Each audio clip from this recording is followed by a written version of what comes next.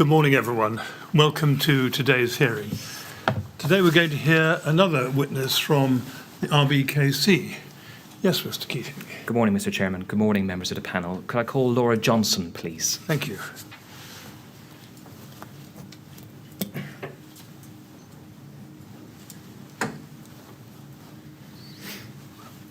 Good morning, Ms. Johnson. You're going to affirm, I think. Is that right? That's correct. The words should be on the screen in front of you. Would you read them out, please? I do solemnly, sincerely and truly declare and affirm that the evidence I shall give shall be the truth, the whole truth and nothing but the truth. Thank you very much. Please sit down and make yourself comfortable.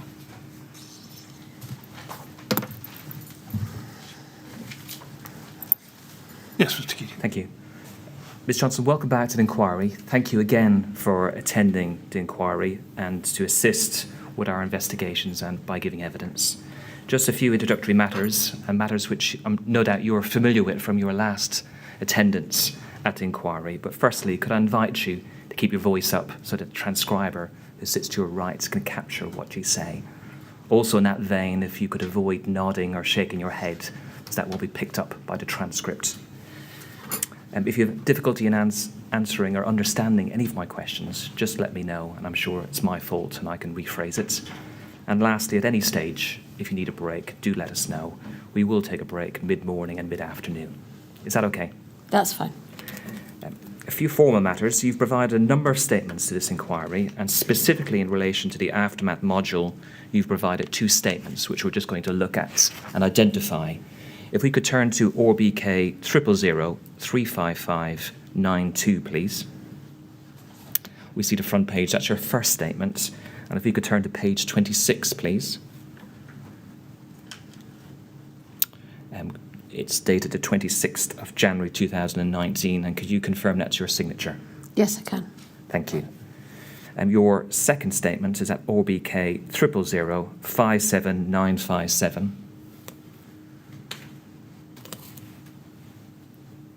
That's the front page of your second witness statement. And if you could turn to page 6, please. It's dated the 12th of March 2020. And again, could you confirm that is your statement, please, and signature? Yes, I can. And you've had the opportunity, I understand, to read those statements recently. Is that correct? That's correct. And can you confirm that the contents of those statements are true to the best of your belief? Yes, and I can. understanding? Thank you. And background, if we could deal with that briefly, Ms. Johnson. Can you confirm that you've worked in housing for local authorities and housing associations for over 20 years, and a significant proportion at that time has been working in London for a number of local authorities? That's correct. Is it right that you joined RBKC in February 2009, initially as a secondee, and you became a permanent employee as Director of Housing in 2010? That's correct. And you held that position up until June 2017? As of June 2017? As of July 2017. Thank you. And you no longer are with RBKC, is that correct? That's correct. So during that period, over 7 years, you were working at RBKC, in fact 8 years, as a role as Director of Housing. Could you assist us what that role entailed? Yes. My responsibilities covered homelessness and housing advice, housing finance, housing regeneration and housing development, and the relationship, managing the relationship with K&C TMO. Okay. So you mentioned 4 departments which you were responsible for managing, and is it right that you had a team of around 120 people? That's correct. And as of June 2017, was your line manager Nicholas Holgate? That's correct. The town clerk / chief executive of RBKC? That's correct. I'm going to turn to the role, your role, in an emergency, okay? And let's deal with plans first. Were you familiar with the RBKC emergency plan, which is known as the contingency management plan? Yes, I had read that plan. And I wonder if you could assist us in clarifying some matters around other possible plans, please, which you touch upon in your statement. If we could turn to your second witness statement, that's RBK 000-57957, please, at page 1. And if we focus at the bottom of page 1, there's a question there that you were asked by the inquiry. Please provide a copy of the Housing Resilience Plan referred to at paragraph 10 of your first statement. And we could see the answer overleaf at the top of page 2. And your answer is this. I gave an incorrect name in paragraph 10 of my first statement. The resilience plan as referenced was actually called a business continuity plan. This was updated electronically. We reviewed the escalations for instance with the Kensington and Chelsea TMO following the Adair fire, and the plan was updated accordingly, and you were unable to obtain a paper copy of this plan. I'll return to Adair and the lessons in relation to that in a moment. But can you assist? How did the business and continuity plan interact, if at all, with the contingency management plan in an emergency? So it's my understanding that we had a business continuity plan that was asked to be produced by corporately by the emergency planning team. I cannot, to be honest with you, remember how often we updated it or how regularly it was updated, but it was a corporate request that the housing department, and indeed all departments of the council, have a continuity plan, and therefore it would interact with the central emergency plan. And was that an internal plan, in other words, internally how you would operate in an emergency if there was some difficulty, or was it external? It was an internal plan. It was a plan produced by the housing department that set out how we would respond in the case of an emergency. Okay. The second area of clarification relates to the existence of a housing contingency plan. And your former colleague, Vinise Augustin, she was an RBKC homelessness team manager, refers to this in her statement to the inquiry. And perhaps we could look at that as RBK 000 35411 at paragraph 7, please.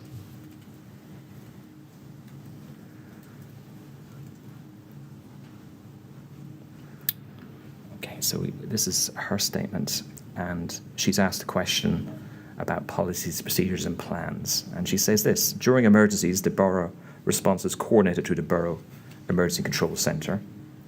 There's a specific written policy setting out what to do in emergency for several departments, including the housing department. And she produces a copy of this document, the Housing Contingency Plan, date of issue July 2012. We've got a reference to that to assist you to look at it.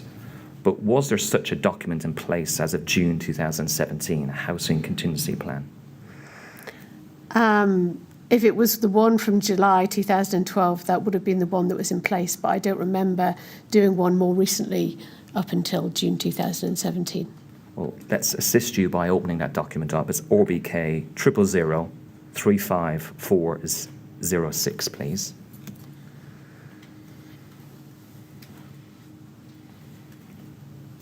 So we can identify from page 1, Housing Contingency Plan for emergencies and business continuity disruptions.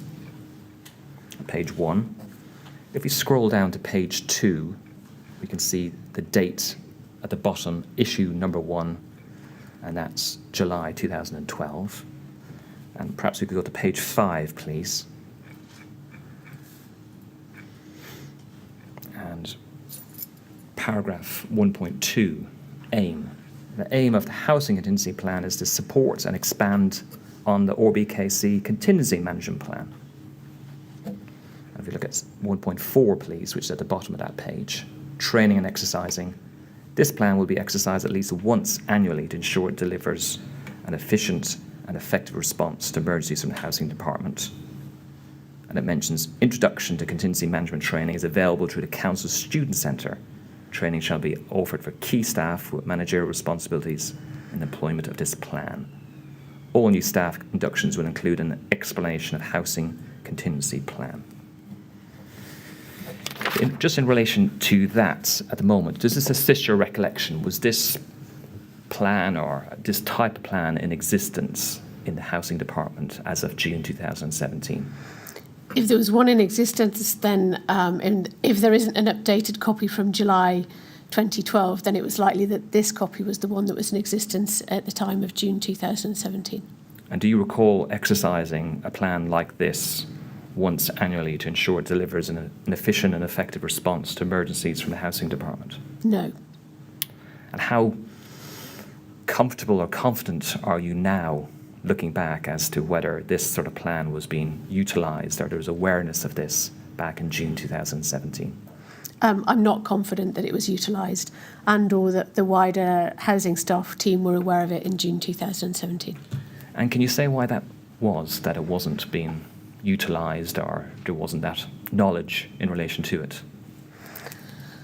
It was something that we were asked to do corporately.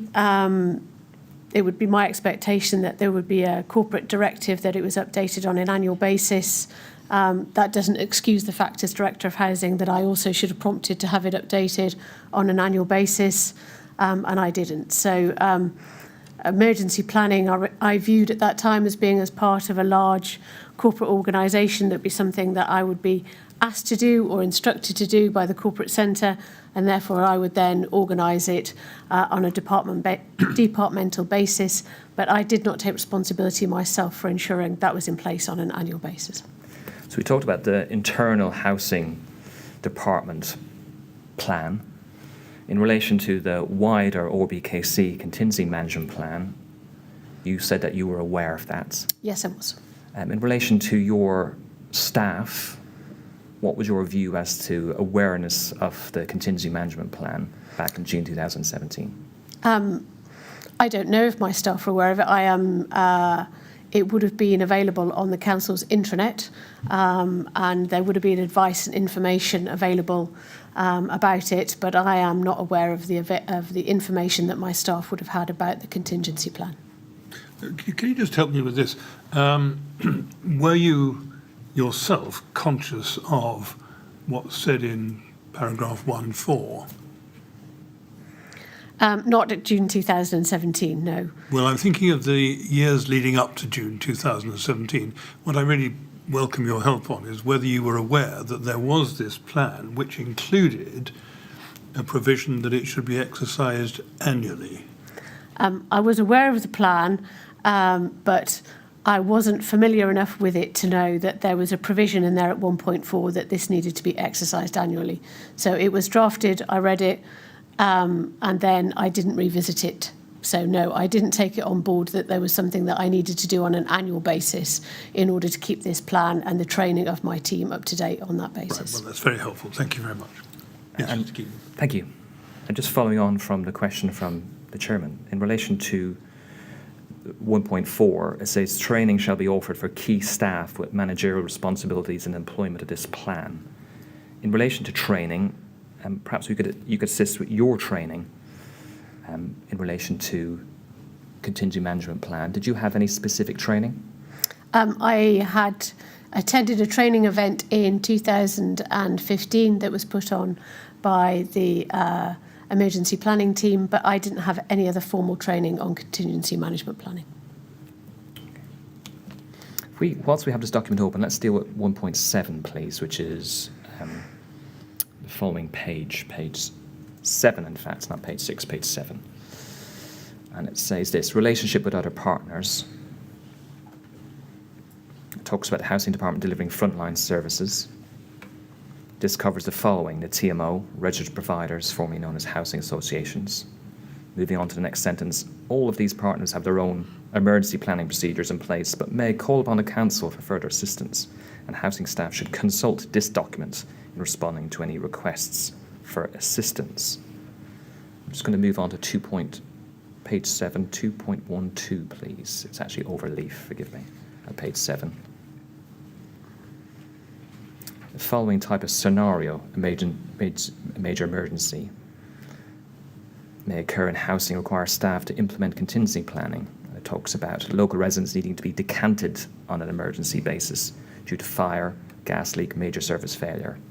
In this type of scenario, registered providers, supported housing providers, and TMO will be expected to follow their own emergency procedures, which include the following types of responses.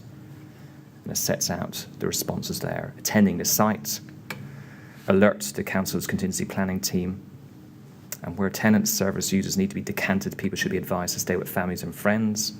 B&Bs, hotels can be booked, and emergency rest centres can be made available. Was that your understanding of the position as of June 2017? Yes, it was. You mentioned in your first statement, which we don't need to look at paragraph 13, that the housing department learned a great deal from what had and had not worked with regard to emergency planning as a result of the Adair house fire, Adair Tower fire, which took place on the 31st of October 2015. Is that correct? Yes, it is. And you say your department, led by Amanda Johnson, had a meeting with David Curry and a TMO to review procedure and improve practice in April 2016. Is that correct? That's correct. And there are a couple of aspects of the minutes of that meeting which perhaps you could assist us upon. And they're at RBK *0 4660.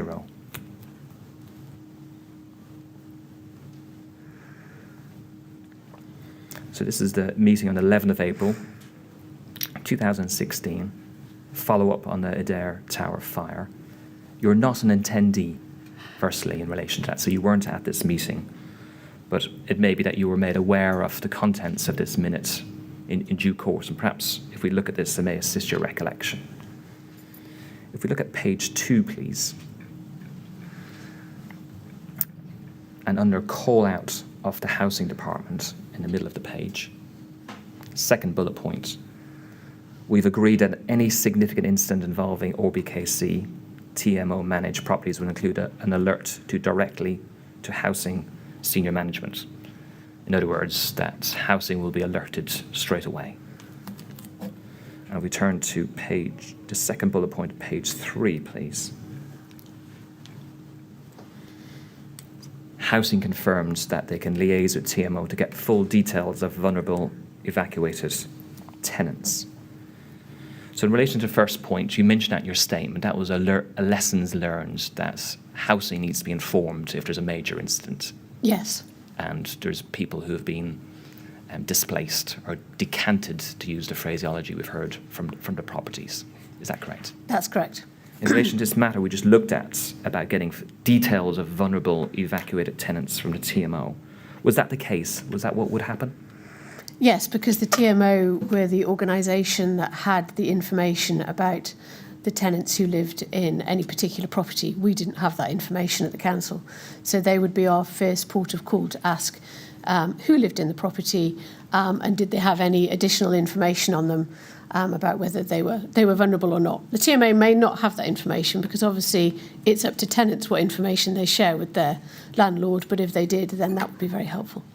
So in a situation such as perhaps Grenfell or Adair, if housing were there, they would attend and speak to a counterpart in the TMO and ask for information? That's correct. And what would be your understanding as to the source of the information the TMO would have? It would be based on their property database. So they have a list of all the properties that they rent and all of the tenants. And they have a housing management system. And on that housing management system, which are common to all housing organisations, they would have, may or may not have additional information on those tenants. And how, if at all, would RBKC's adult social care department fit into this process about getting information regarding vulnerable residents in an incident where people have been decanted from a property? So adult social care, if they have involvement with the tenant living in that particular property, would have their own information, which would provide them with information about anybody that they had provided services to or had involvement with. If adult social care wanted information from the housing department or from the TMO, then they would ask myself or a member of my team directly if we had information on that particular individual. So two potential sources of information regarding vulnerable residents. That's correct. If we move down, please, to the next action on the document which is in front of us. And it says this: in a future incident involving more than a couple of RBKC TMO dwellings, the LALO, that's the Local Authority Liaison Officer, or contingency planning team, that's Mr. Curry's department, will attend the site and form a scene incident management group along with housing and TMO representatives.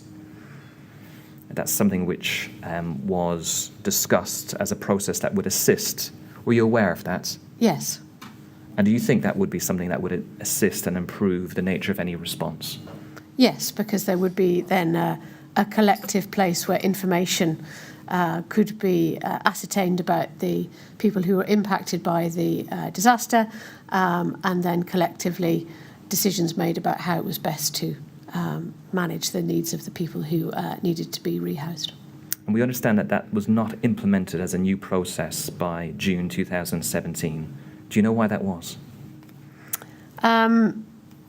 Implemented in what way? As in a procedure note being drafted or... It wasn't in place or documented that this was going to be a process in an event of an emergency. No, I don't know why there wasn't a formal process map or addition made to the council's contingency plan, which updated it in this respect. And from your experiences of the 14th of June, and someone who attended, as we will hear in a moment, very early on the 14th of June, do you think a scene incident management group would have assisted the response? I think on the 14th of June, it was such an enormous incident of such overwhelming scale that I'm not sure a scene incident management group would have made a great deal of difference, because what happened in reality was that the TMO did provide information based from people on site. They did provide it to myself and to my colleagues who were at the BEC. And so that happened, but it just didn't happen on site at Grenfell Tower. Okay. I'll return to that comment a little bit later, but I just want to deal with it a little bit more in relation to pre-fire documentation by way of assistance, if possible. Risk registers. You refer to maintaining a risk register for housing in your first statement, paragraph 11. We don't need to look at it. But is it right that the housing risk register was not a risk register within the meaning of the Civil Contingency Act? I don't know what a risk register is, to be honest with you, in the context of the Civil Contingency Act. It was a risk register that we were asked to complete corporately on a quarterly basis. Perhaps we could have maybe we don't need to look at it, but I can deal with it a little bit shorter. So it dealt with internal housing department risks in relation to matters which you had to be alive to and try to address as best you could. Is that correct? That's correct. And one matter to note from this register, which, as you described, was reviewed and updated on a regular basis, was the risk in relation to the capacity of temporary accommodation. Is that correct? That's correct.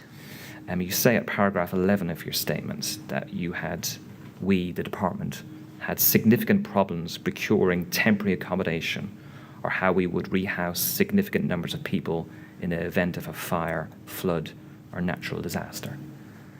That's correct. Can you just give us some idea of what was on the risk register? I think it might help us and others. It was quite a short document which just had very high-level risks. It didn't go into huge amount of detail, which it didn't. With a more detailed risk register, you would expect significant description of controls and mitigations and target scores. There was some scoring and there was some description of the risk, and there was a limited description of the mitigations that would take place. So it was contained normally on 1 to 2 pages with high-level risks, and a descriptor of the risk and a descriptor of the mitigations. And can you give us an example of the sort of risk we're talking about? So other risks on the risk register would have been around key features of the department, such as temporary accommodation, which was a large part of what we did, and about the financial risk of not being able to procure enough temporary accommodation at the right price, and or be able to house homeless applicants in sufficient time, or to meet our requirement with regard to moving people out of B&B, all of kind of quite high level stuff. Or we were doing regeneration at the time, or looking at significant estate regeneration, and there may well have been highlights about if we couldn't proceed with that. And thank you very much. Thank you. So you've mentioned the sort of general high level risks which you as a department kept track of and sought to mitigate where possible. And one of the identifying risks I drew out was that one in relation to the significant problem procuring temporary accommodation, where a significant number of people were displaced. Perhaps we could turn to your statement at paragraph 14 of your first statement, please.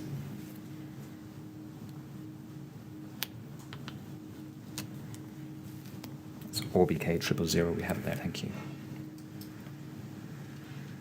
And picking that up, it says discussions did take place about what action we would need to take if we needed to house a significant number of residents in an emergency situation. The reality, however, is that the options for short, medium and longer term housing is limited, as the majority of the council's housing stock is occupied and rented to residents.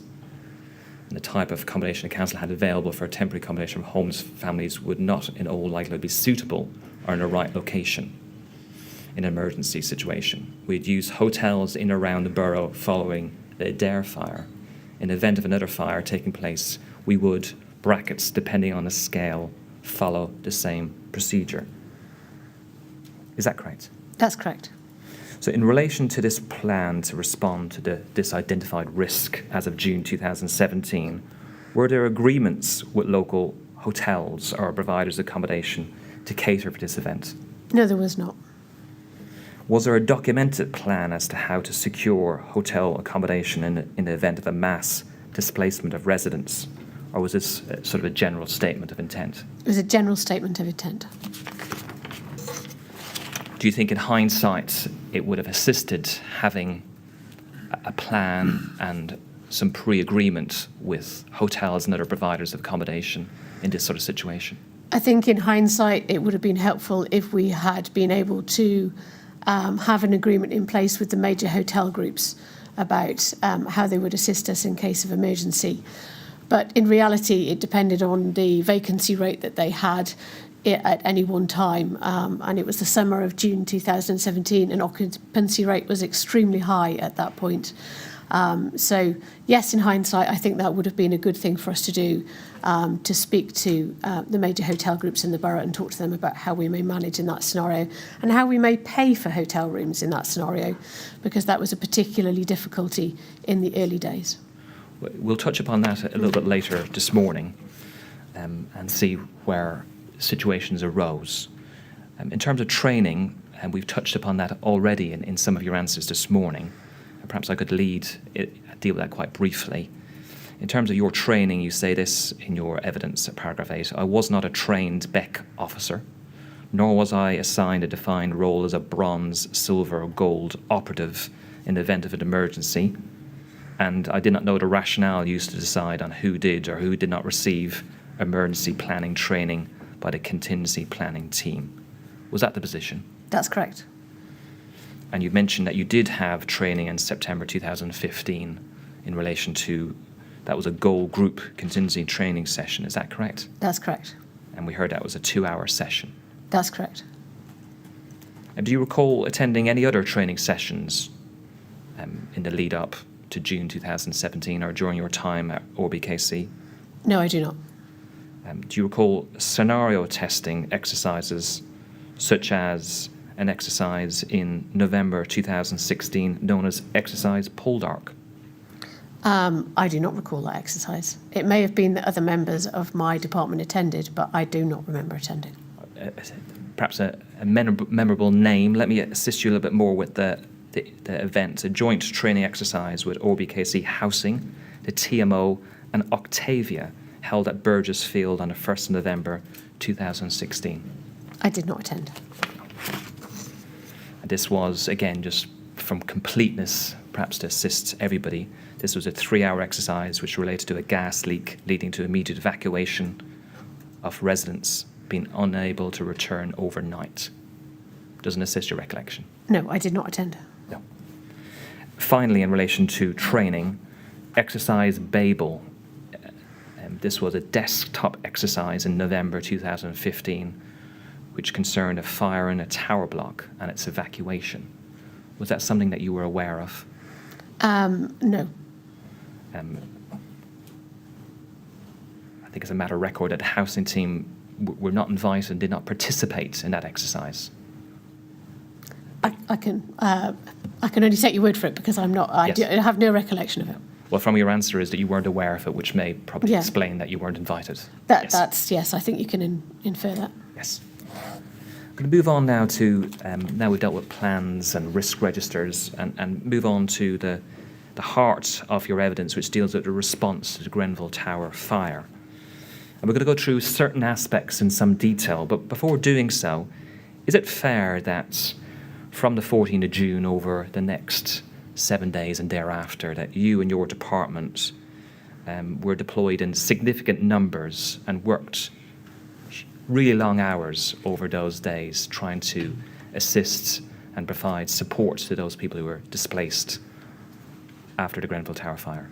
Yes, my department worked tirelessly over that time and were deployed in all areas of supporting the residents who had been impacted by the dreadful events of June 2017.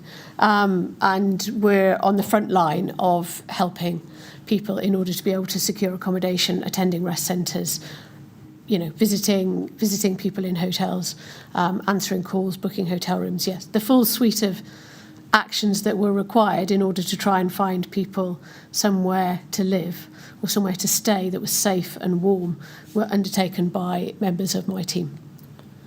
And we've got a number of statements from your colleagues. You're the one live witness from the housing department. But in general terms, staff got in very early, worked very late. Some stayed in the office, some stayed in hotels, and some travelled back some distances to where they lived during that period of time. That's correct. People worked very long hours and worked tirelessly in order to be able to provide the support and services that they thought were required for the people who were impacted by the disaster, and worked very hard. So within that context, and not forgetting that, so I want to examine certain aspects of the response, if that's okay. Let's deal with, first of all, how you learned of the response. In your first statement of paragraph 15, you say that you became aware of the fire via a phone call from David Curry at 02:34. Is that correct? So That's correct. Just after 2:30 in the morning. And at that stage, what was your understanding of the scale of the fire at Grenfell Tower when you were contacted by David Curry that early in the morning? David Curry contacted me and advised me that there was a fire in Grenfell Tower. I didn't get any sense from that phone call of the scale of the fire at that time. And he said he would contact me. I believe he said he would contact me again, kind of if there was further assistance needed. So at that point, at that call at 2:30 in the morning, I knew there was a fire, but from the phone call, I didn't get a sentiment of the scale of it. So what I did was I got up, turned on the TV news, turned on the internet in order to be able to assess, to see if there was anything that I could see, that was happening. Yes. And from those initial actions and turning on the television, is it fair to suggest by 02:53 in your first email notification to your housing team, you were dealing, in your words, with a, quote, massive fire? Yes, that's correct. I was watching videos on YouTube of the fire starting to take hold at Grenfell. It was just awful. And you were aware at that stage that there was rest centres open, and you say in this email to your team there was likely to be a need to find a considerable amount of emergency accommodation. That's correct. And your next update is at 04:03, and perhaps we could look at that. That's RBK *000 2747.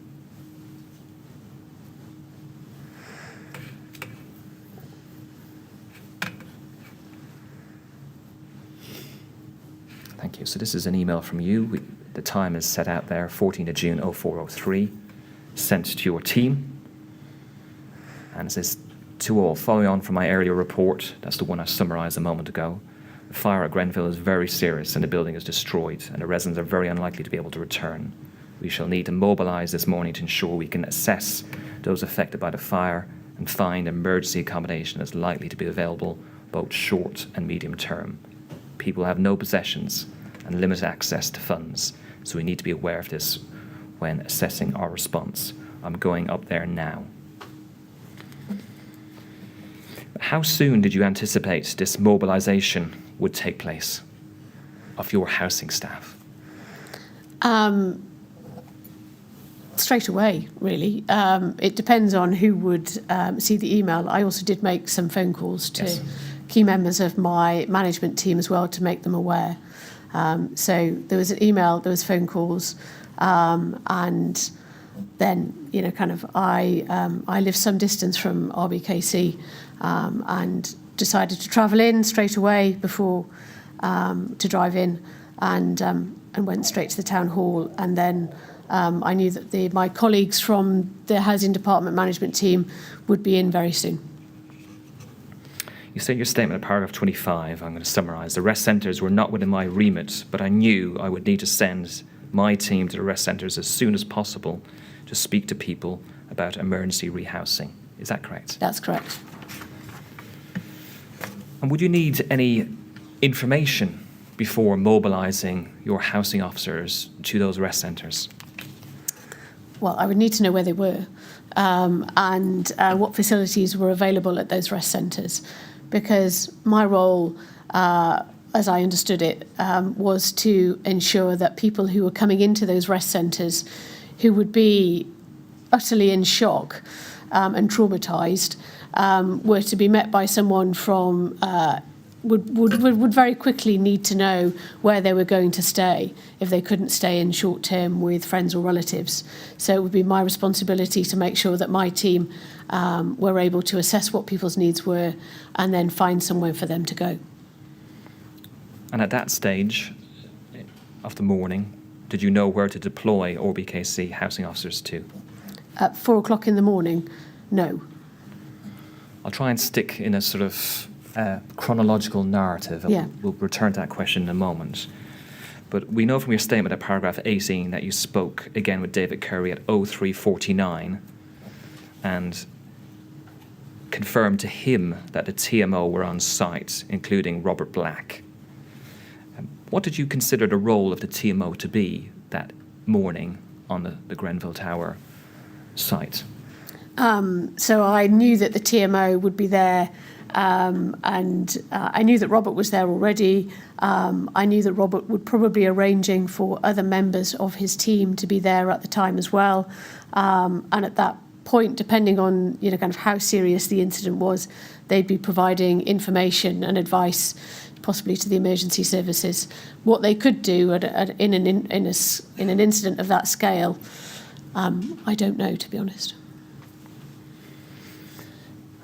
Was there any discussion between you and Robert Black or anybody else at the TMO that morning as to their role?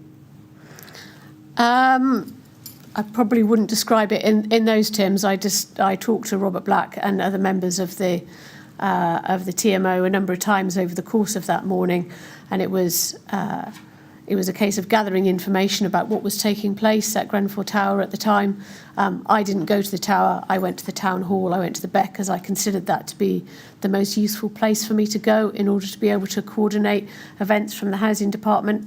But I knew the TMO were on site, so they were providing a very useful information back to me and to other colleagues to tell me what was taking place at the time and who was evacuated and the scale of the fire and what was taking place. And in terms of the scale of the fire, at that stage, from the information that you were receiving, how would you assess the scale of the fire as being fed back to you? At 4 o'clock in the morning, yes. As it sets out in my email, I had seen pictures on the internet that the fire was extremely serious. So it was my expectation that no one would be returning to Grenfell. You've touched upon already, but you travelled from your home to the town hall. You arrived at 05:15, which is set out in your statement at paragraph 25. Then you go on at paragraph 21, then you go on at paragraph 22 to state that you were in the Beck, the Borough Emergency Command Centre, coordinating information coming from the site. You mentioned that's where Robert Black was based, as was Nicholas Holgate at that stage of the morning. Is that correct? That's correct.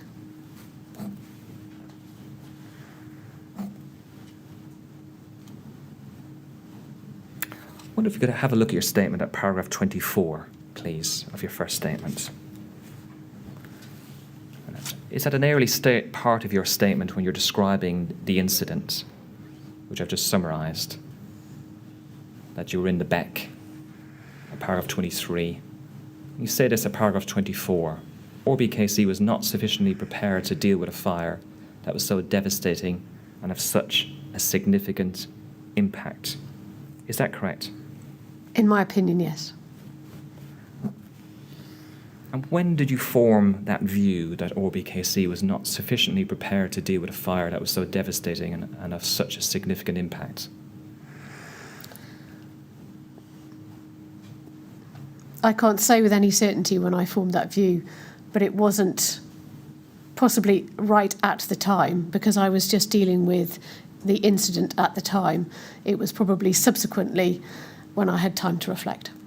So this was more an opinion which you arrived at after events, looking back, rather than as you were in the Beck that morning? That's correct. Whilst I was in the Beck that morning, I was just extremely busy. And so I don't think I had the time to form a view. I was just taking actions and instructing my team accordingly. And they were acting on their own initiative as well in order to be able to provide and find as much accommodation as we could for the people who were affected by the fire. And that morning, early morning in the Beck, from 5 o'clock through to perhaps 8, 9, 10 o'clock in the morning, how would you describe how the Beck was operating? I didn't know. I have never been to never been in a Beck in full operation before, so I had no concept or expectations of what a Beck would do, to be honest. There was a lot of people in the Beck. There were people taking notes. There were people answering calls. It was a very busy environment. But I would say my perception at that time and subsequently when thinking about it was there was nobody leading the Beck from those very early hours of the morning and providing instruction to colleagues. You say at paragraph 23, which is just in front of you, it was not chaotic at the Beck, but equally was not very well organised either, as there was a lack of direction over tasks that needed to be undertaken. Nicholas Holgate was in meetings constantly, but it was not his role to lead the Beck. Do you still stand by those comments, or is there anything else you wanted to add to that? No, I stand by those comments. You mentioned Stuart Priestley took charge of the Beck as the morning progressed. He worked tirelessly to try to coordinate events from the Beck, assisted by Rebecca Blackburn. Is that correct? That's correct. Yes, Stuart came in and started to, kind of take charge of events that needed to take place from the Beck. And Rebecca Blackburn, who worked in the emergency planning team, very ably assisted him and understood the role of the Beck very clearly. If we could scroll back up to paragraph 22, again to assist you. I'm going to move on to a topic of discussions or a meeting with Nicholas Holgate. And we see at paragraph 22 that you had arrived, and it says this: members of the council, so about 4 lines down, of the council's management team started to arrive at the Beck by 6 o'clock. As a management team, we discussed what resources were needed to support survivors. We all had an input on what was required, and we discussed what services were needed. My primary role was to provide rehousing services. And I'm just going to move on to paragraph 28, so keep that in mind. So the 6 o'clock management team discussion, and we move on to paragraph 28. At around 06:30, there was an informal meeting in the Holland Room in Kensington Town Hall between Nicholas Holgate, Stuart Priestley, David Curry and myself. Well, the Holland Room is the Beck, isn't that correct? I believe it is, yeah. Yes. So we've got a reference there in the first paragraph at paragraph 22 to a discussion as a management team, and then I just showed you a moment ago a meeting, an informal meeting at 6:30 between yourself, Stuart Priestley, David Curry and Nicholas Holgate. Were they separate or were they the same event? I believe they were separate, although, to be honest with you, it's 5 years ago and I can't remember in that level of detail. But for the people who were arriving in the Beck, who were senior members of the RBKC management team, I believe what I'm referring to is an informal discussion amongst people who were there at the time about what people's roles and responsibilities would be in order to help the survivors of the fire. And in relation to the first discussion as people arrived, was that with Nicholas Holgate or was the latter informal meeting at 6:30 when he arrived? I don't remember whether Nicholas was there at 6 o'clock or whether he was part of that informal discussion. The second one at 6:30 clearly references Nicholas. Okay, well, let's focus on the second, more formal, informal meeting, as you describe at paragraph 28, and in relation to what was discussed. So you mentioned David Curry was present, and he was the manager, as we know, of the contingency planning team and the specialist in that field. Did he give any advice to Nicholas Holgate about the incident at that stage? I really don't remember, to be honest. Do you remember anything about this informal meeting at 06:30? I do not.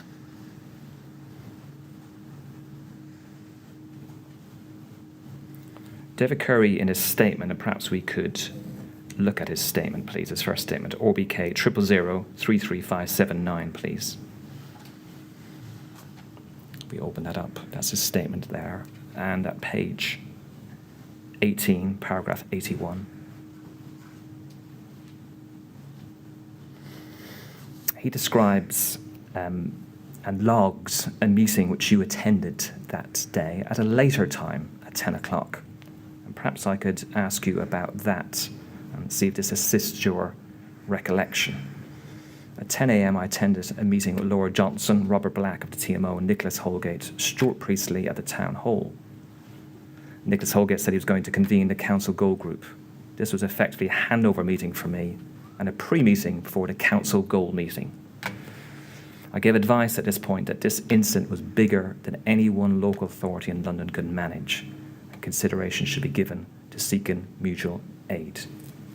So in relation to that meeting at 10 o'clock, or any other discussion when David Curry and you and Nicholas Holgate together on that morning, do you recall that advice being given? I do not. Do you accept that it would be a significant statement if the specialist in the field was saying that this incident was bigger than any one local authority in London could manage, and consideration should be given to seeking mutual aid? Yes. Do you recall any discussions that morning about the magnitude of the incident and advice or the need to get external help? I don't. I mean, should we understand that you don't have a very good recollection of that meeting and that what's being said here might have occurred but you don't remember? Or is it a case of you're remembering that it didn't occur?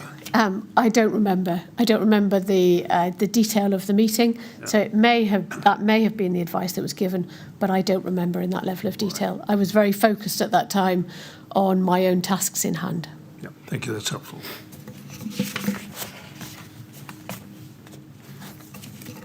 If we could look at one other document which perhaps may assist your recollection of events, please.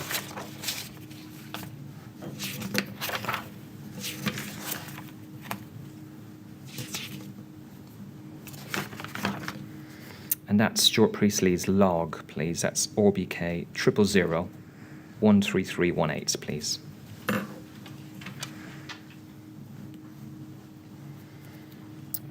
So this is a log which Stuart Priestley has given evidence about. It was prepared a couple of days after the incident.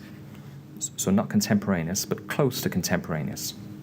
You scroll down to the bottom of this page, please. He notes at 6:30, so the same time that you gave as this informal meeting with Nicholas Holgate. He was, at that time, or soon to be Council Silver, so the person who was responsible for the tactical operation. Meeting with Robert Black, Laura Johnson, Nicholas Holgate, David Curry. David provided an update as he had feedback to him by the on-site Lalo and gathered from the meeting and dialed into, that was likely to be the SCG. DK, David Curry, advised of the scale of the tragedy. Robert Black reported he'd attended the site and it was very serious indeed. Nicholas Holgate advised he'd spoken with the leader who's agreed to fund anything necessary for relief efforts. David advised Nicholas Holgate of the mutual aid arrangements available via London Local Authority Gold and our neighbouring boroughs. So pausing there, this is another record of a meeting which you were an attendee, where it states that advice was given regarding seeking mutual aid or external assistance. Does that assist your recollection? To be honest with you, no, I don't remember the details of that meeting. Do you remember that your superior, your line manager, the town clerk of the local authority, saying, that looks like we can cope, when there was that offer of assistance discussed? If I remembered it, I would say, but I can't remember the details of that meeting at 6:30 that morning. And the last part in relation to that, note the conversation on mutual aid at that point ceased. So your evidence is that you've got no recollection of this. I don't have a recollection of the detail of that meeting. I know it took place, but I couldn't tell you quite honestly what was said in that meeting. Do you have any recollection of how Mr. Holgate was that morning when you saw him come into the Beck, and during this informal meeting you noted in your statement at 6:30? Extremely worried. It was a terrible, terrible incident. Extremely worried is probably the only way I could put it.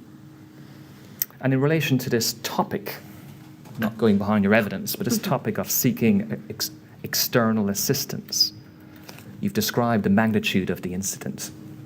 Did you think at that stage there was the need for ORBKC to get external assistance? I don't remember considering that at that point in time. As I said, I was at that point, just very focused on making sure that the housing department were doing everything they possibly could in order to book as many hotel rooms as we possibly could, and to think about how we could then get up to the Grenfell Tower area in order to be able to provide people with that information and move people on. I don't remember consciously thinking about what else or who else should be helping us at that point in time. So the final point really in relation to this is that you acknowledge and aware that this was an incident of magnitude. Absolutely. From your email, you describe a substantial number of displaced people whose homes were destroyed in the most traumatic circumstances. That's correct. And on any basis, is it the case that there was a huge challenge that you as a housing department faced that morning by 6:30? That's correct. Let's move on to the next topic, which is deployment of housing staff.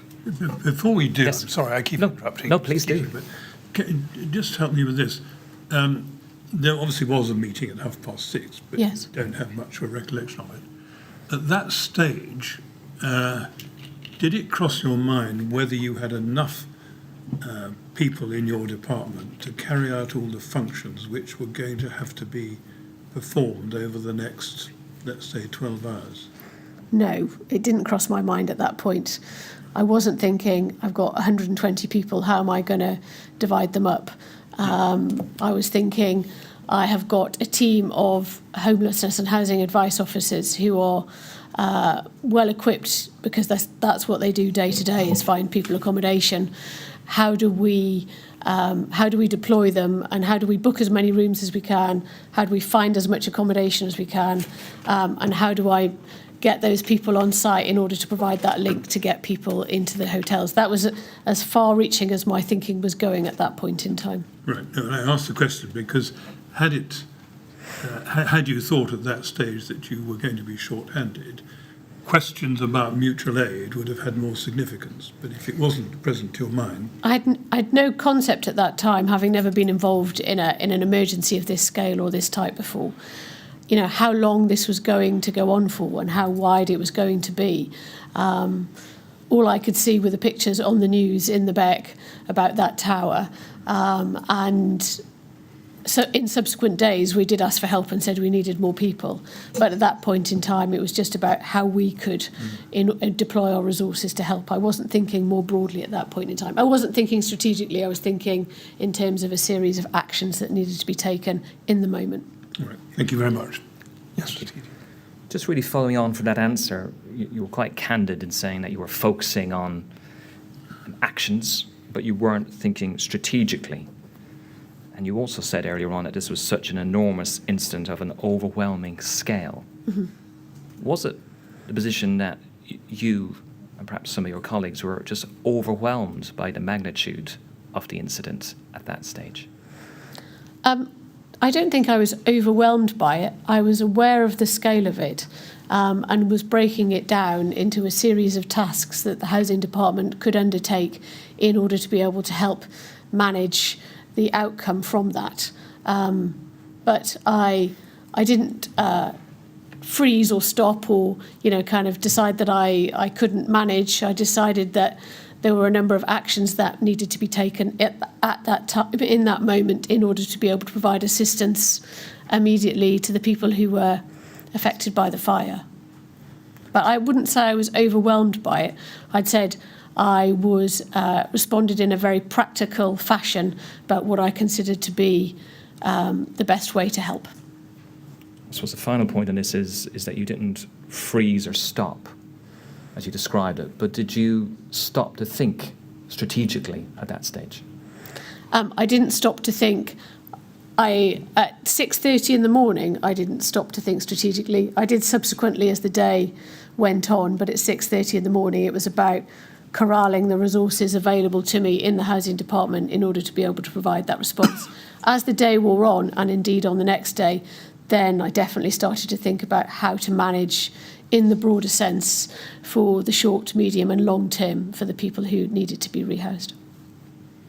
If we could look at an email, please, which you sent at 0741. That's RBK *0 1026, and we're now dealing with the topic of deployment of housing staff.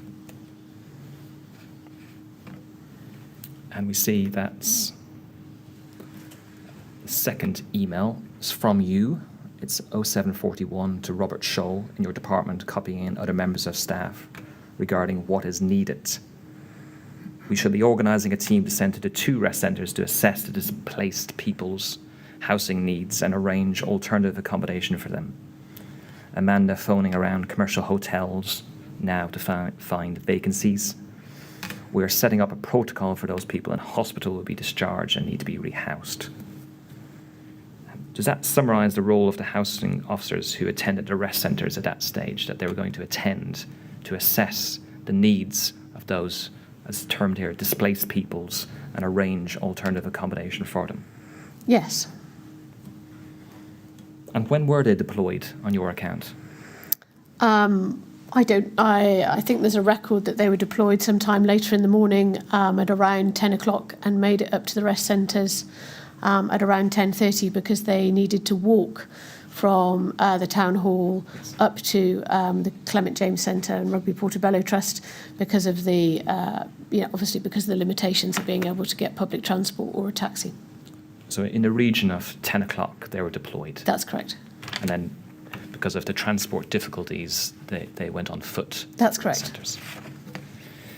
We saw earlier on that email at 0403 where you recognised the need to mobilise members of the housing team to get to the rest centre, and I asked you questions about that.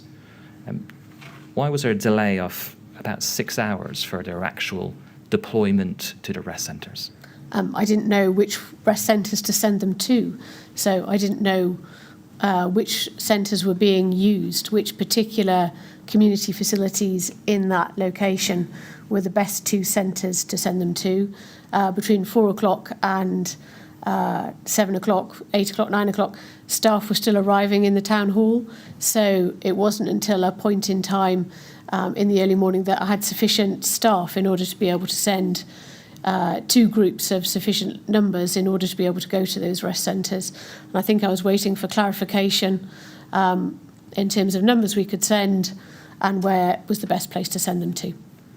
So 2 reasons, summarising your evidence. Yeah. 1, clarification regarding rest centres or knowing where they were.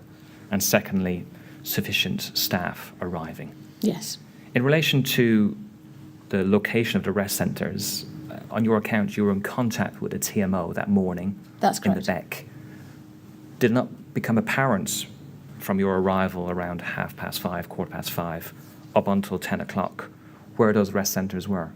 at that time, there was a number of different locations where the local community had opened their doors as they would and helped people. So it was my understanding that there were a number of different places where the community were providing assistance from and to, but at that time I wasn't aware of what was a formal rest centre that was being operated that would provide that focus about where everybody would go or be able to tell people to go to that location. So it was a very, very fluid situation, and I was reacting to the information that was being provided to me.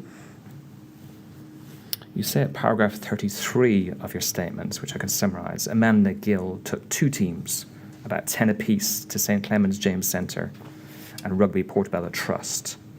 Is that correct? That's correct, yes. Did you consider that deploying 2 teams of 10 members at that point was sufficient in light of the amount of displaced people from the tower and the surrounding areas?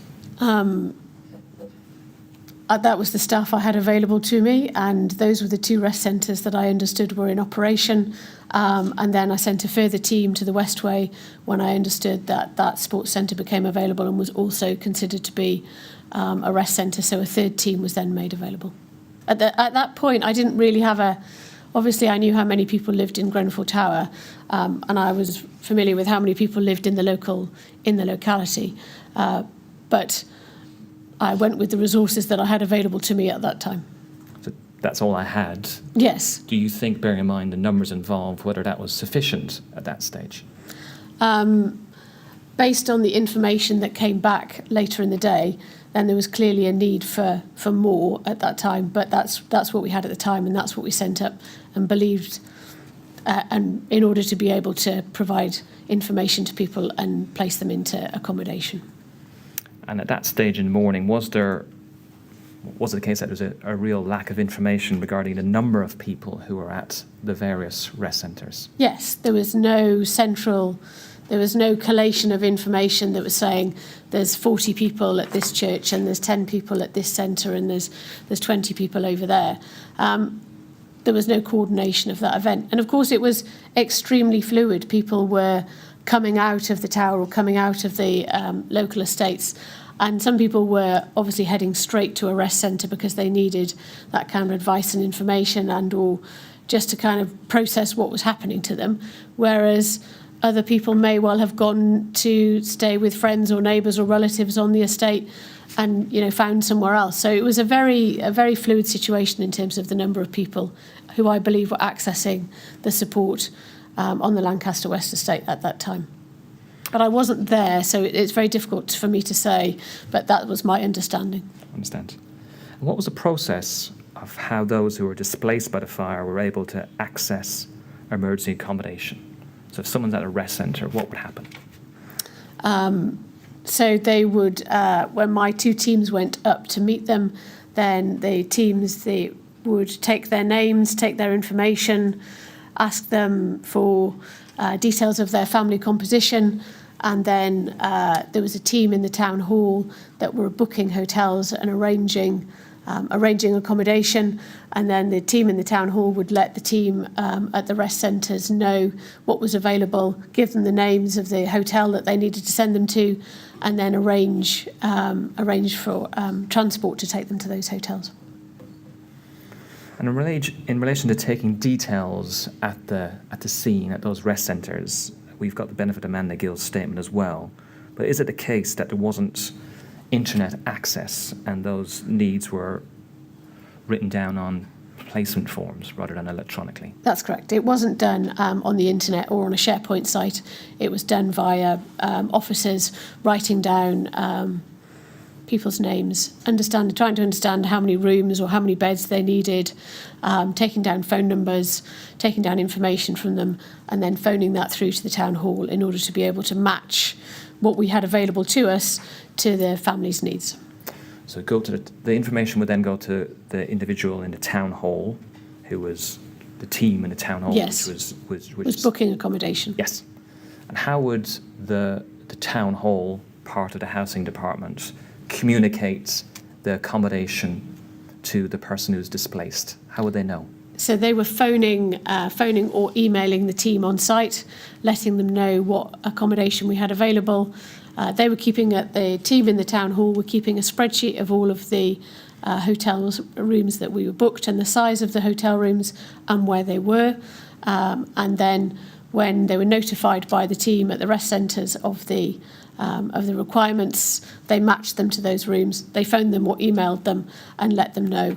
And then the team at the rest centre then let the person know where they were going. Okay. We'll explore the outcome in relation to that process a little bit later in the morning. But in relation to other rest centres, you mentioned that staff later went to the Westway when that became That's correct. known to you. Is that correct? That's correct. Housing staff.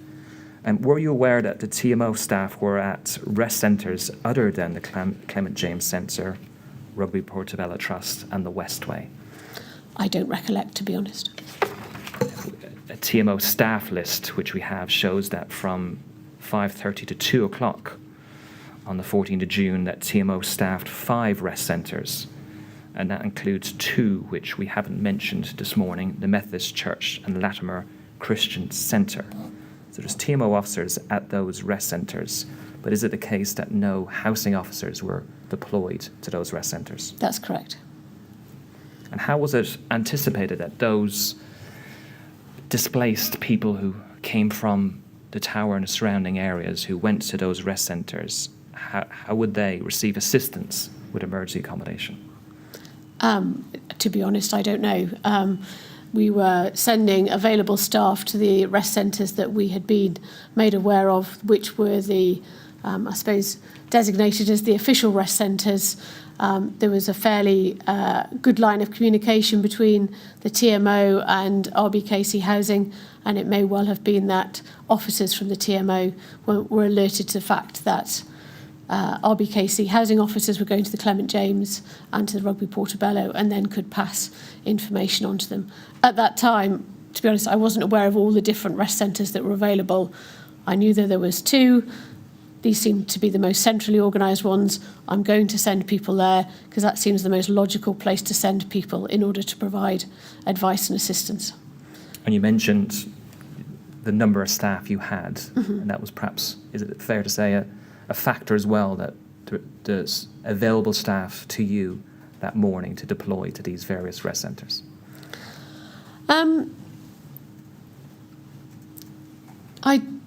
I don't know if availability of staff, to be honest, was a limiting factor in where I sent people, because there was eventually 3 teams. I think it was, to be honest with you, more where the rest centre was identified, which then targeted the resources accordingly, rather than sending people to lots of centres. In terms of this theme of capacity of staff and numbers of those who are displaced, you indicate in your statement by 17:48, so nearly 6 o'clock that afternoon on the 14th of June evening, the number of potential residents evacuated in the cordon area was 845. That was communicated to you. By that stage, did you consider you had sufficient housing officers present at the rest centres in light of the number of people we're discussing?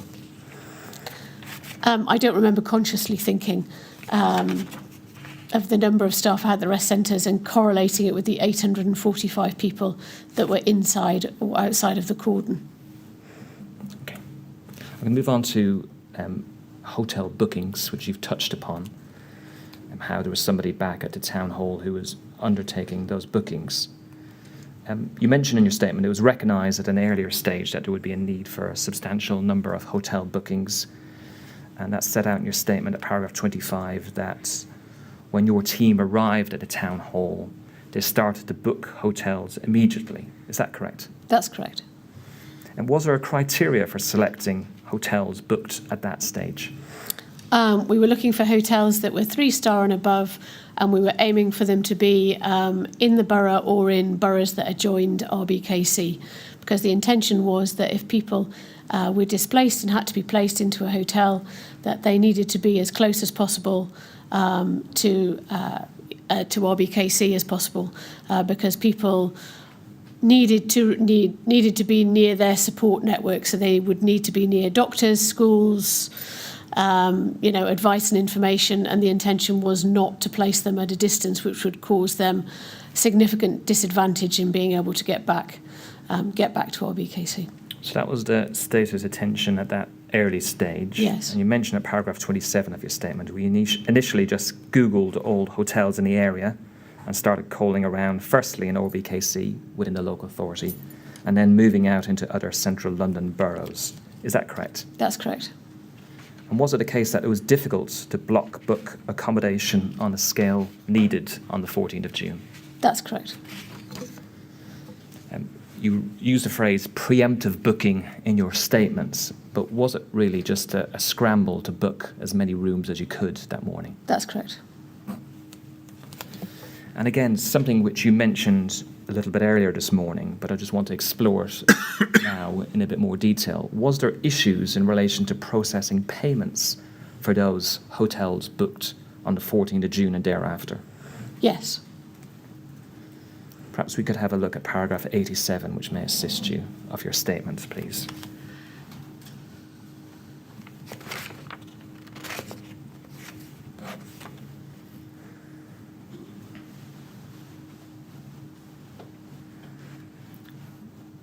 The payment of hotels was difficult. We didn't have sufficient credit using the payment methods we had. There was initial raising of credit limits on the corporate cards on the morning of the 14th.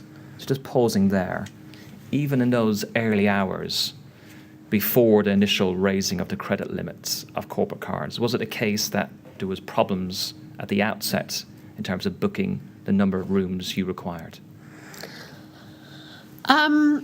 To be honest with you, I don't remember in that level of detail, and I wasn't doing the phoning around, but I've clearly said in my statement that there were some hotels that wanted payment in advance, and it became more difficult as time went by. So we were phoning, we were asking for room availability. We thought that, as a local authority, phoning around with our corporate, kind of corporate financial strength, that it wouldn't be queried with us about payment, but it was. Yes. You say here, however, some hotels wanted payment in advance, and as the week went on, we were maxing out the payment cards and not able to guarantee payments. Some hotels then started refusing to take people. In relation to that problem which developed, as you say, as the week went on, was that difficulty with payment confined to making new bookings, or did it lead to determination of any existing bookings that you were perhaps seeking to extend or roll over? I don't know that level of detail, to be honest with you, or I don't remember it now. The hotels had existing bookings. It was a very busy period in London at that time, as it usually is in the summer. So hotels had bookings and could only take bookings for a certain period of time.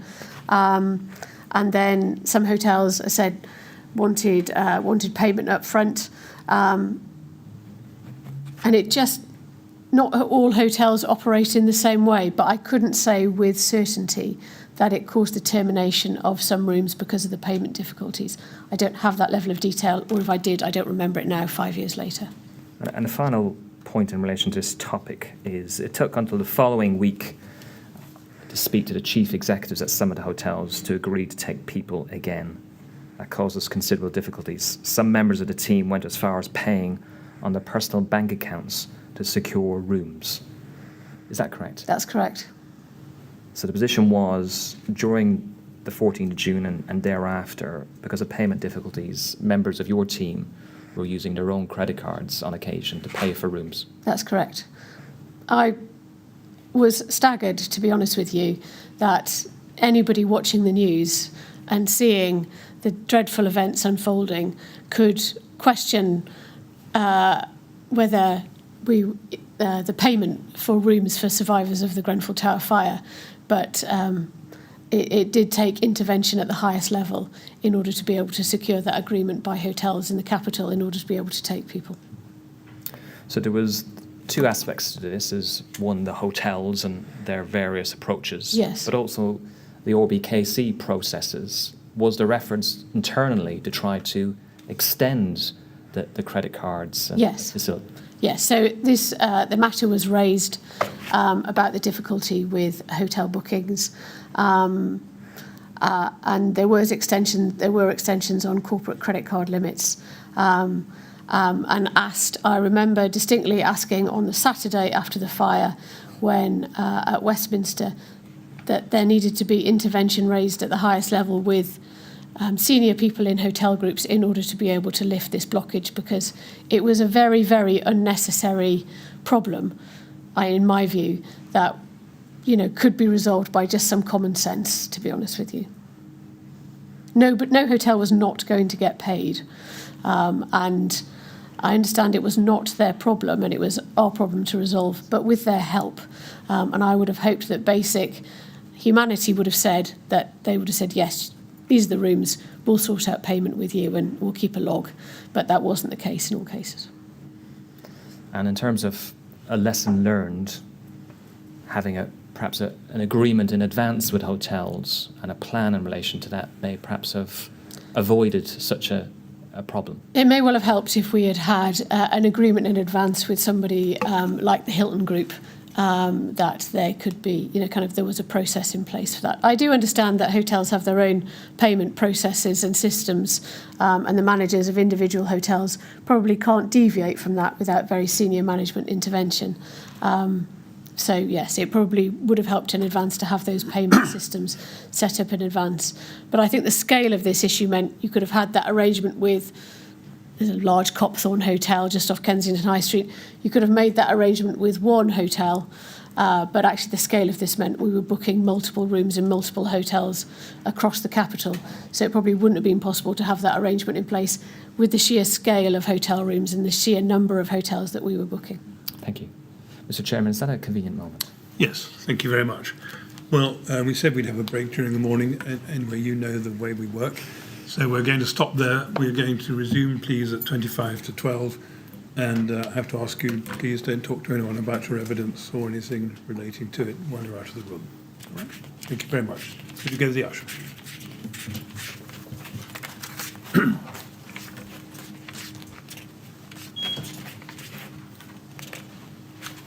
Thank you very much. 25 to 12, please. Thank you.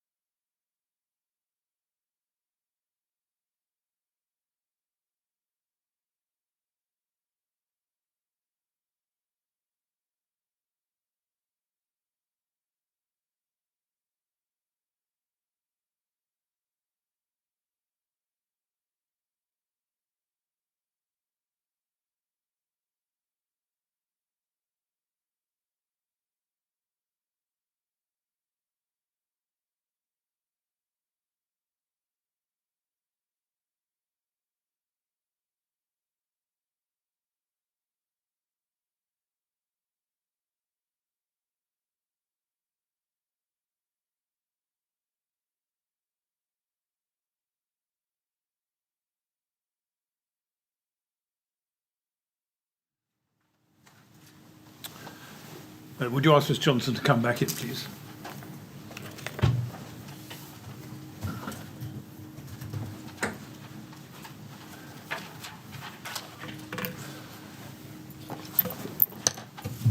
Good. Ready to carry on, Ms Johnson? Yes. Thank you. Yes, Mr Keating. Mr. Chairman. I want to stay with this theme of hotel accommodation, if we can, for a moment, and deal with the topic of length of bookings. And is it right that there were particular issues during those 7 days with the length of bookings that could be made at hotels? Yes. You've touched upon that in your statement, which we have or had in front of us at paragraph 88, please. And it's touched upon at the top of paragraph 88 about the sheer volume of rooms, the fact it was the summer, and other events which were happening in West London and Central London. Is that correct? Yes. And it was difficult trying to keep each family in the same room when hotels already pre-booked those rooms for future dates.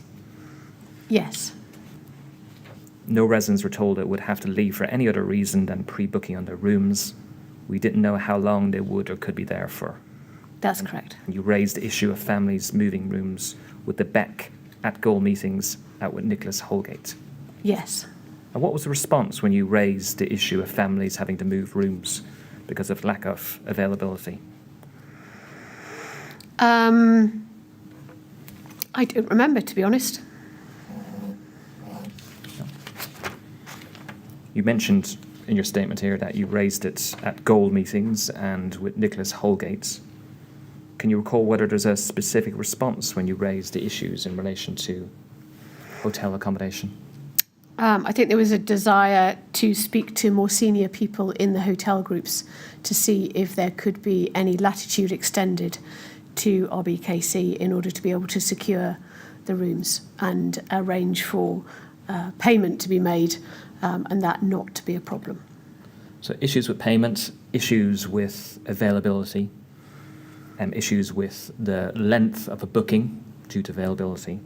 Were alternative accommodation, such as service accommodation, considered to meet the different needs of those requiring accommodation, such perhaps as families? We were looking at all types of accommodation that were available to us. So some hotels have apartments rather than just rooms. We were receiving a huge numbers of offers from different organisations, and we were logging all of those offers and having a look at whether they were reasonable or suitable or available for any period of time in order to be able to accommodate people who were needed to be housed in an emergency scenario. So dealing with those offers of accommodation, and we'll perhaps turn to that in a short while, but was it the case that a decision was made really to focus on hotel accommodation? Yes, we were stuck with hotel accommodation as being something that was readily available and in the locality. We have your statement open now. I wonder if you could go back, please, to page 10 and paragraph 39.2, please. This is where you summarise the 11 o'clock RBKC Gold Group meeting. You'd mentioned, when we were at paragraph 88, raising issues regarding hotel accommodation. But let's deal with this, please. And it's at 39.2. Block bookings of hotels have been made until Monday as a short-term solution.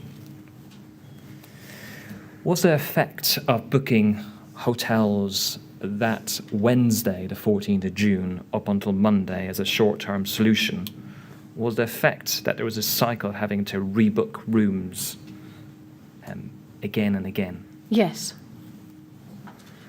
And as a result of that, because of the issues we've mentioned, in a number of cases, a significant number of cases, displaced residents who were in hotels would then have to move to another hotel.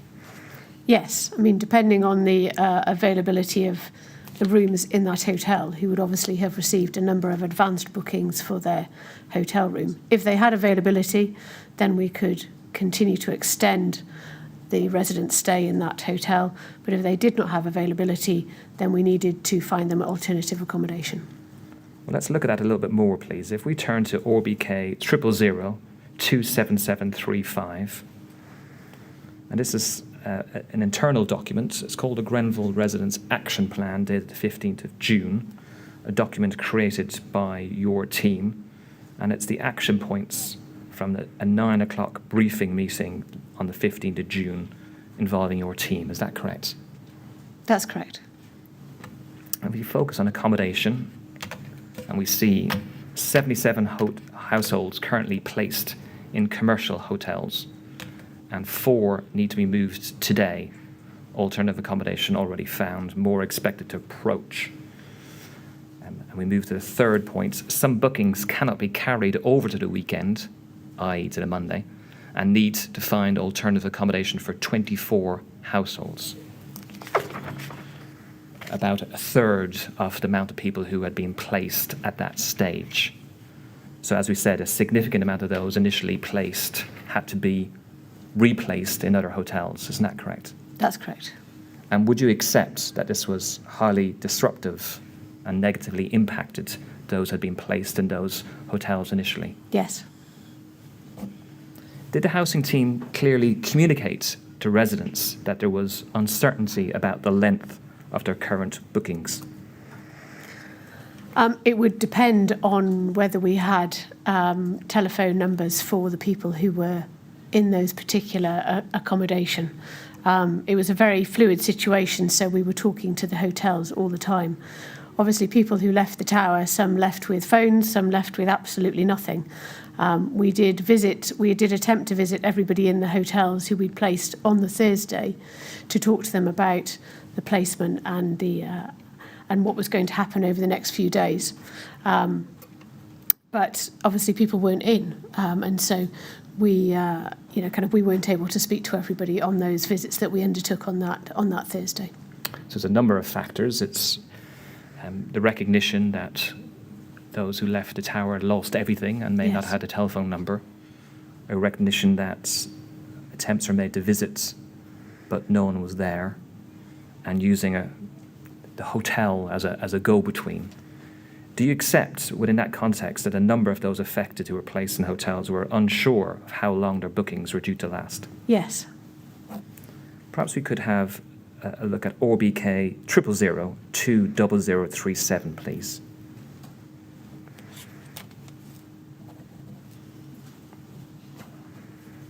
If we could scroll down, please, to the bottom of that page. And we see an email at 0649. So we need to scroll down a little bit more, forgive me. Thank you very much. Second page. And this is from Councillor Judith Blegman. It's sent on the morning, the 15th of June, to the Beck, copied to Mr. Holgate. And it says this: I've received an inquiry from a Grenfell Tower family currently housed in a hotel in Earl's Court. They tell me they have no idea if they will still be there tonight. They have nowhere else to go, are very worried and need some reassurance. Can you please let me know what is to happen to families currently in the hotels? I suspect this will not be the only inquiry we will receive unless they are given information as soon as they get up. And if we scroll up, it was confirmed in the emails. If we scroll up a little bit further, I'll give you a reference to the top of the page. An email you sent to your colleague and the contact information for someone who would like a call about what happened. That was William Thompson. Is that correct? Yes. And do you accept there were occasions where the first time a placed person or family in a hotel would learn that the need to check out was when the hotel informed them and there wouldn't be information from ORBKC? Yes, that may well have been the case, that the hotel spoke to the family and advised them that they wouldn't be able to stay. Another way of phrasing is that they were told that they need to leave rather than they can't stay. Isn't that correct? I don't know what the hotels said to the people who were in the hotels. Yes. But you would accept it's not ideal that somebody in that situation is informed that their accommodation is no longer there and they need to leave or they cannot stay. Absolutely. Which was why we attempted to visit everybody on the Thursday, because they were being placed there in an emergency situation on the Wednesday when we were just trying to make sure that those people had somewhere safe to stay overnight on the Wednesday night. Yes. And so the intention was to go out and knock on everybody's door, or to contact people by phone if we had their numbers, in order to be able to let them know what the situation was and to give them information about how they could contact the housing department for more information. An example we looked at was on the night of the 14th of June. Let's go to ORBK 0002735, please. And at page 2, there's an email at 0627. In fact, it looks like page 1. So this is from Andrew Carter, who's the Head of Service, Housing Option Services. And this is an email to you on that Saturday. Urgent booking extension needed is the subject. Dear all, this man told us he is to check out of the Metropole, Hilton Edgware Road, tomorrow. He wants to know if it will be extended. That's Mr. Farshid Kafichari. Hopefully I pronounced that correctly. And this is somebody from Grenfell Tower. Can you explain why it seems to be those who were in residence, an example here, who were in the hotels, were either being told by the hotel or were contacting the housing department, asking them about their booking and the fact that they're being told to check out? I don't know why the hotels were informing them that they needed to check out. What we were doing in our BKC was to book as many rooms for as long as possible. And then we were probably reviewing the information about how long we had those rooms for at the time. But we were both placing people and managing the placement of people at the same time. Yes. Well, let's scroll up in that thread, please, to the next email, and probably follows from your answer. This is your email that evening on Saturday at 7:19. And you say to your colleagues, I'm afraid I don't know who's on bookings, but whoever it is, would you mind contacting the hotel and extending the hotel room booking and get the hotel to let him know? Why would someone not try to ring this person individually and explain the position, having some direct contact rather than going via the hotel? I don't know if that person actually had a phone. We were still, lots of people, as you can imagine, lost everything, and we Yes. were in the process of arranging to give mobile phones to everyone who was affected by the fire. And in all, we didn't have, even if people did come out and did have their phone, we didn't necessarily have an up-to-date number for them. So the information that we took on the day of placing someone in the fire may or may not have included their phone number if they had one. We may or may not have had contact details from the TMO's database, but they may or may not have been up to date because people either didn't have their phones or they changed their phone number, or we hadn't got an emergency phone to them. So I had made the assumption there that I'd asked my team if they could extend the hotel booking. And I had made the assumption there that it was probably the quickest and most efficient way to ask the hotel to update that particular person that his room was going to be extended. In general terms, would it have been better to say at the outset, we booked this room for 3 nights and we'll try to extend it? Was that the information that was going out? Or was it, this is your room, and there was uncertainty that followed? I'm not entirely sure, because I wasn't speaking to the residents directly about what information exactly we were giving people, but we were booking hotel rooms, continuing to book hotel rooms, and then trying our very best to maintain people in those same hotel rooms for as long as possible. Whether we could contact each one of those persons in those hotel rooms individually in order to let them know what we were doing, that's something that we did do on the Thursday, or tried to do on the Thursday. But whether we had that information to hand to constantly have that rolling conversation with somebody, I suspect we did not. We discussed a lot of the circumstances which you were operating in, and was it the real position, actually, that your department, specifically your department, were overwhelmed with the volume of bookings and rebookings that had to be made in those first few days? I would say it was overwhelming, yes. want to move on to the provision of accommodation, emergency accommodation, of course, we're focusing upon, and the eligibility criteria, and what was in place and arrived at on the 14th of June. And you set out this at paragraph 47 of your first statement, and perhaps we could open that up, please.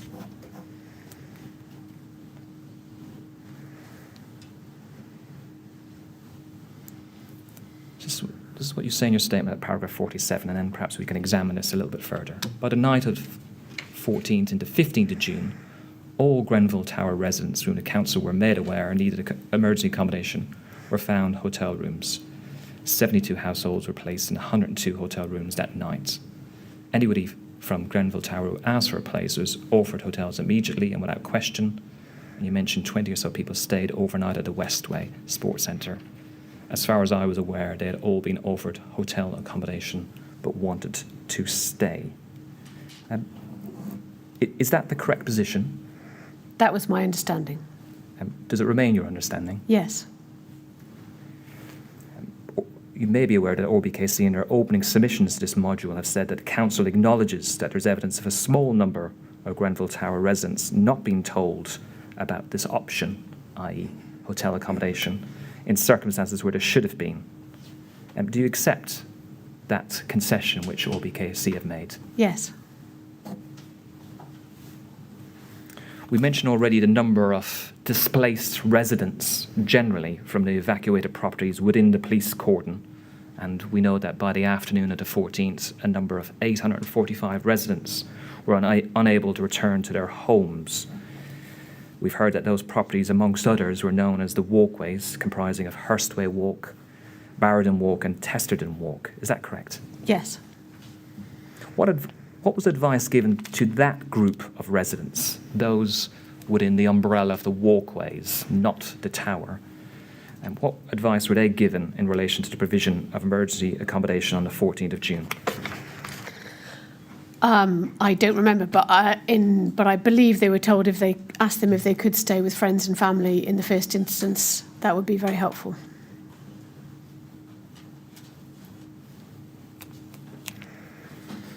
I'm just going to summarise what you say. In fact, we've got a statement here. Let's scroll down, please, to paragraph 49.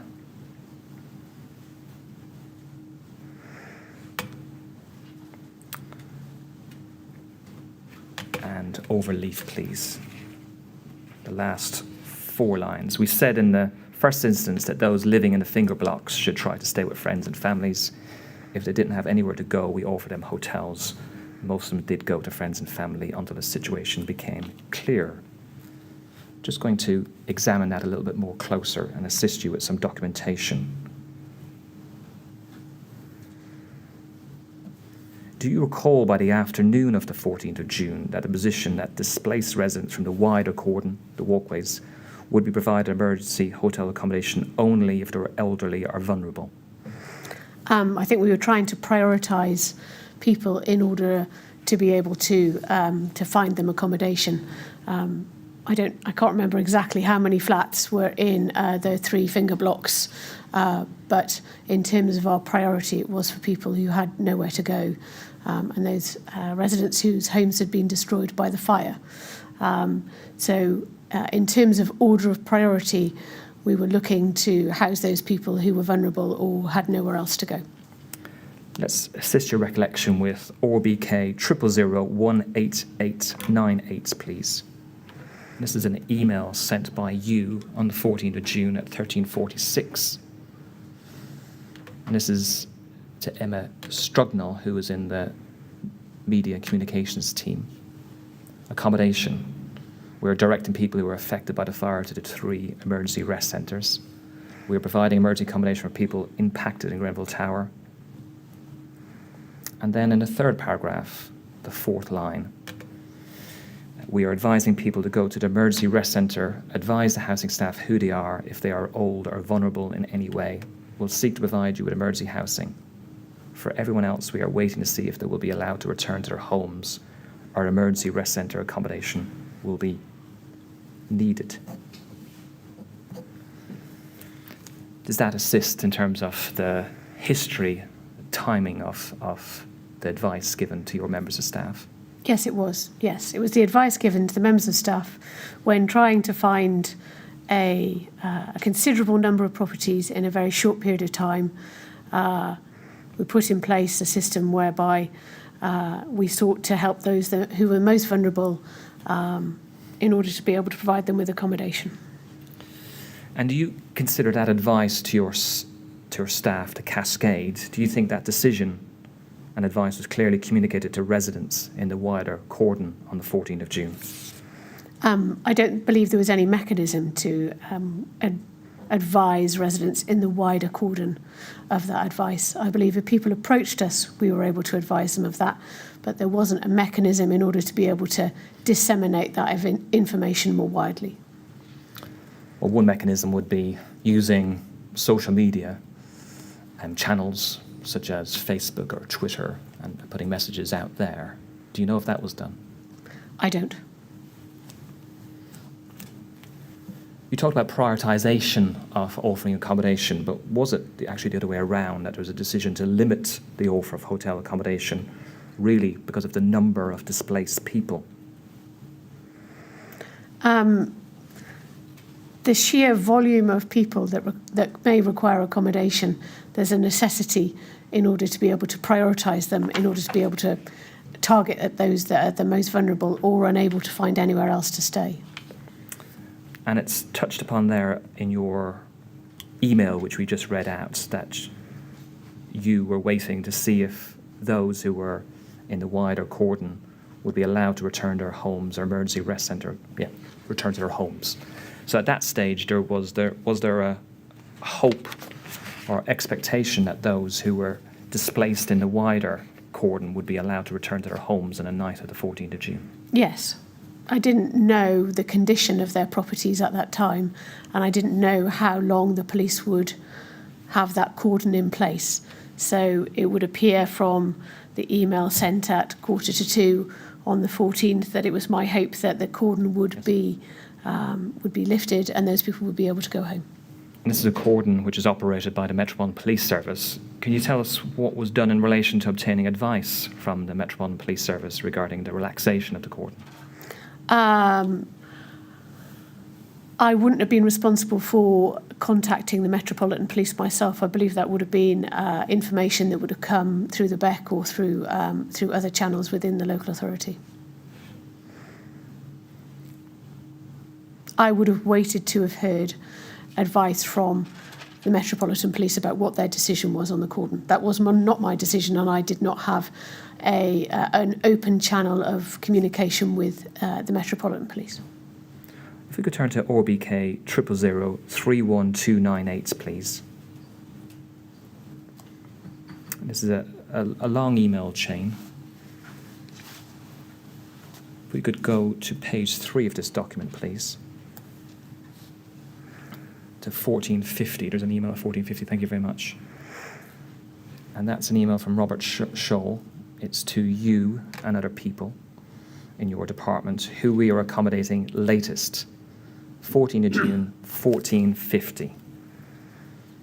And it says this: we are aware that residents in surrounding blocks have been evacuated. It attaches a map of the area that includes the addresses, which I've summarised some of those already.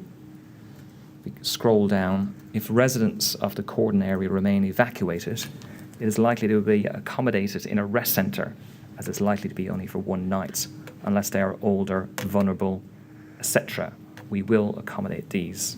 This is for your information only at this stage. I will update you as to any changes. Then if a further email within this thread, if we move up to 1551, please, in the email thread, please.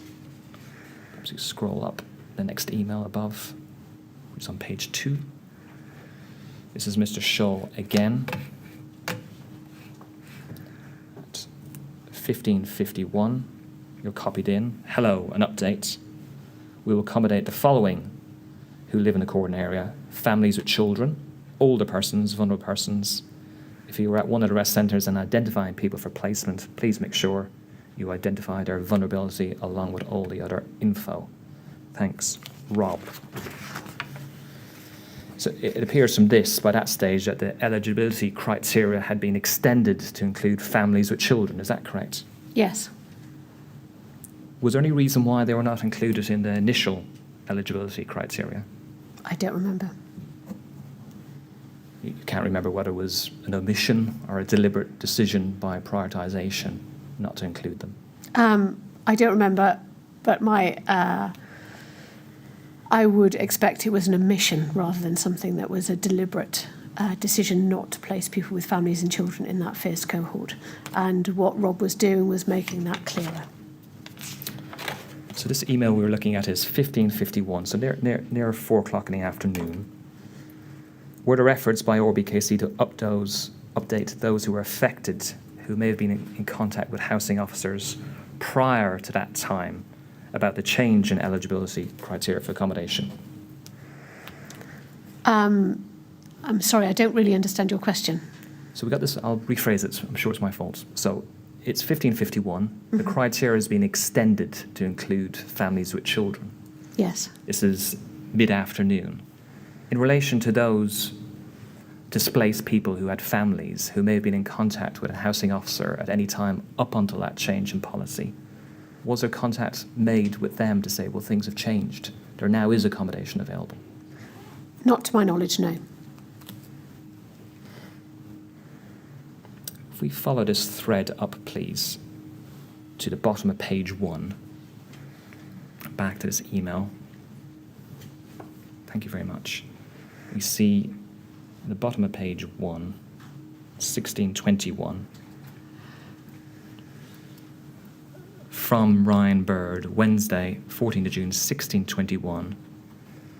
That's the email in the thread we're looking at the bottom of page 1. And if we turn over to page 2, and it says, hello, do TA, is that temporary accommodation? Yes. Know that we are placing none tower. Does that mean non-tower? I presume so. So I'm going to read that again so that makes some sense. Does temporary accommodation know that we are placing non-tower? They, temporary accommodation, are telling our team not. Please clarify.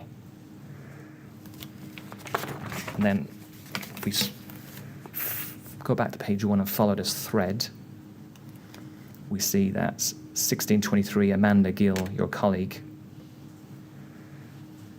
Yes, I've spoken to Rachel. Westway is going to be the overnight rest centre.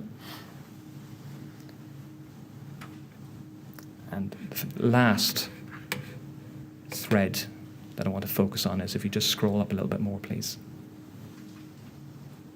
Ryan Bird again at 1632. Thanks. Many helpful but confused folk here. Lots of information, but little of it is entirely accurate. Was it the case that as a result of confusion internally about the eligibility criteria, that a number of those who met that criteria were initially not provided with a temporary accommodation, emergency accommodation, on the 14th of June? It was a very fluid situation with 2 teams who had been sent up to 2 rest centres and a 3rd team then sent to the Westway in order to be able to manage the numbers of people that were approaching. We were dealing with the police cordon, which in the town hall we weren't aware of where it was and how it was impacting on people. So in the first instance, the message was to the people place the people from the tower. As it became more obvious as the day went on that where the police cordon was and who was impacted by it, then we adjusted and meant that we would then place people who were affected by the wider cordon because we did not know when that cordon was going to come down. But it may be the case that some people who had approached earlier in the day may have been given information that meant that by later in the day we had changed our stance. But it was a very, very fluid situation of not knowing who was going to be able to stay out of their home and who was going to be able to go back. And I think it's entirely reasonable to expect changes in decision to have taken place over the course of that day as the situation became crystallised. Okay. So a lot in there. He gave your reasons why matters developed as they did. But is it right that you accept that that did occur that there may have been people who were not informed. There may have been some people who initially were informed that they would not have been placed, Yes. but by later in the day, then that would have been the decision that they would have been placed. And you said it's entirely reasonable to expect changes in decision to have taken place over the course of the day as the situation became crystallised. Would you also accept it's entirely reasonable to expect that the council communicate those changes of decision so that people understand that matters have developed? Yes, I would accept that there was a need to communicate to the people who were impacted by the fire and the events about who we were going to place and for how long. How we were going to communicate with them is somewhat more difficult. You mentioned social media, but Yes. as you'll be aware, lots of people left the tower or left their accommodation with absolutely nothing. So access to social media, I should imagine, wasn't as prevalent as it is if you were leaving your home and had the ability to take things that you wanted to take with you. Just going to touch upon a couple of examples of the confusion in the circumstances which you've explained to us existed at that time. There's something called a crisis support team which was operating for RBKC. You're aware of that part of the department, is that correct? Yes. And perhaps you'd accept from me is that there was a report that there was an 84-year-old man who had been evacuated and was from the walkways, but notwithstanding his contact with housing, he was considered at that stage not eligible for accommodation. Would you accept that there was occasions where people were simply given the wrong information? Yes. And a further example was Hisham Shabika, who was a resident from Grenfell Walk, lived there with his wife and 3 children. And he states this, I'm going to summarise, but paragraph 33 of his statement, IWS *0001305. At 2 p.m, I went back to the tower and I started hearing that the Westway was open and they were providing emergency shelter and support. I went there to Westway, but at first they did not let me in because I was not from the tower. They did not know that Grenfell Walk residents had been affected by the fire too. I explained that I lived in Grenfell Walk and that I had lost my house and everything inside.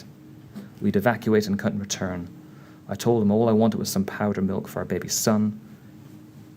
He added that 2 days later he contacted the council again, and nobody from the council contacted us to tell us about the hotel accommodation until we contacted them.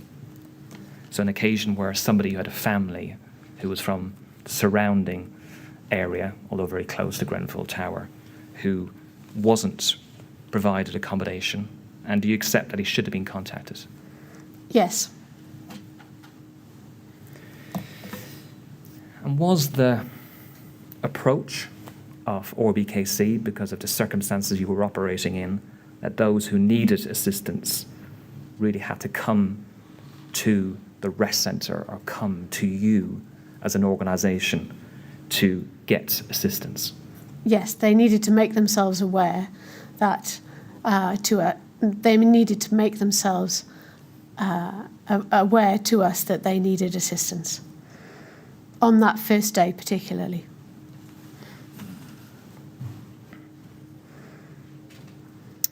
And we've heard something called the Project Athena interview, an account an internal interview provided by RBKC, and you touch upon this. I'm going to perhaps summarise it. You say it wasn't, the question was this. In fact, let's open it up so that aids your recollection. RBK 000029012, please. We could turn to page 8 on the last question. Thank you. We see that the person who's asking questions says it wasn't your responsibility to speak with everyone and make sure they have somewhere. Rather, it was for them to come to you. And then if you could turn over Leaf, please. You say yes, reactive, not proactive, but TMO had called around everyone to see where everyone was in their list of tenants. The scale of who needed what only became clear over the next few days. And you accept reactive, not proactive at that stage as perhaps a fair description of what you had to do. Is that correct? Yes, that's correct.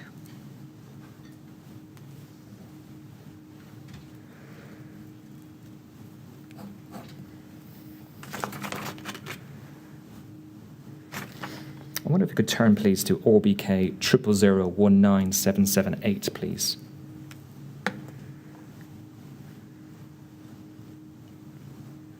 And this is in relation to information and key messages and communicating with those who were displaced and affected by the fire.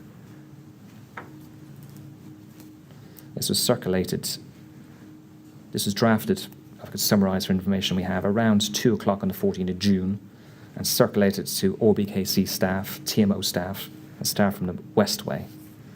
We could tell from emails that this was circulated between 14:43 and 15:12. Are you familiar with this document, key messages? Yes. And if we look at the bottom of the document under paragraph 6, housing plan,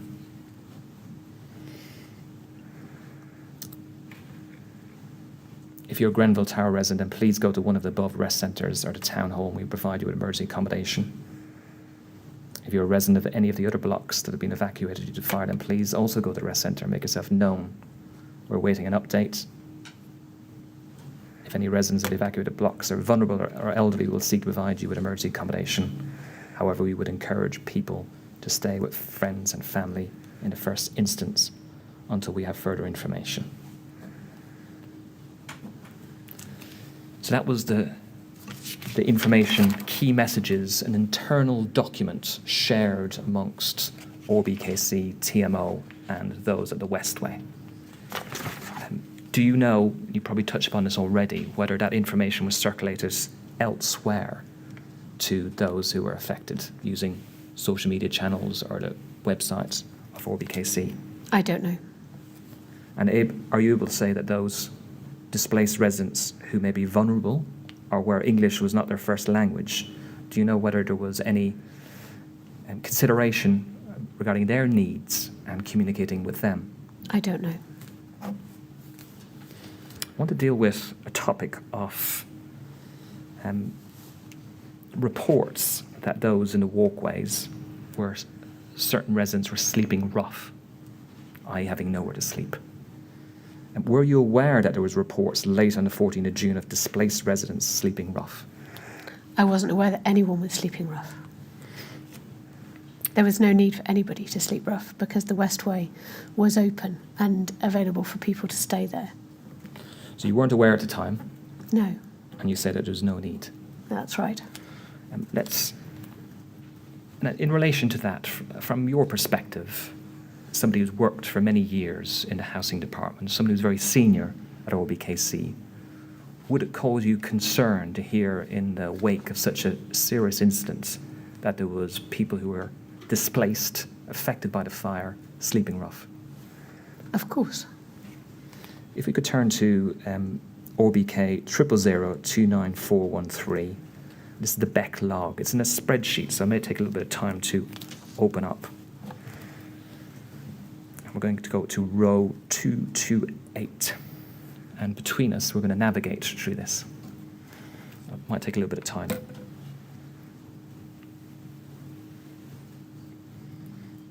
So the far left, please. It'll be scroll down to row 228.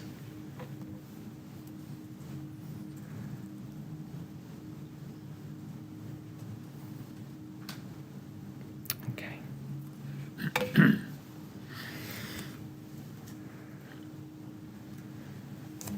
So at column A, we see the log number. This is log 58. That records on the 14th of June at 23:30. Red Cross contacted to say that Red Cross staff who were walking from RPC, Rugby Portobello, one assumes, to Westway Centre have seen people sleeping on the streets who don't appear to know about Westway being a relief centre overnight. Jack Duncton has asked Red Cross to share more precise information, relocation, and flag it with David Keary. And that's the reference there at 23:40 that volunteers have spotted rough sleepers on Verity Close. I'm just going to follow that through because, as you said, that you weren't aware of that at the time. See if any of this assists your recollection. We move up to the next row, which is row 227, log 59. This is Jack Duncton again. Do you know who Jack Duncton is? No. contacted on-scene LALO, local authority liaison officer, to let police know that there are potentially people sleeping out on Verity Close. Are you familiar with Verity Close? Yes.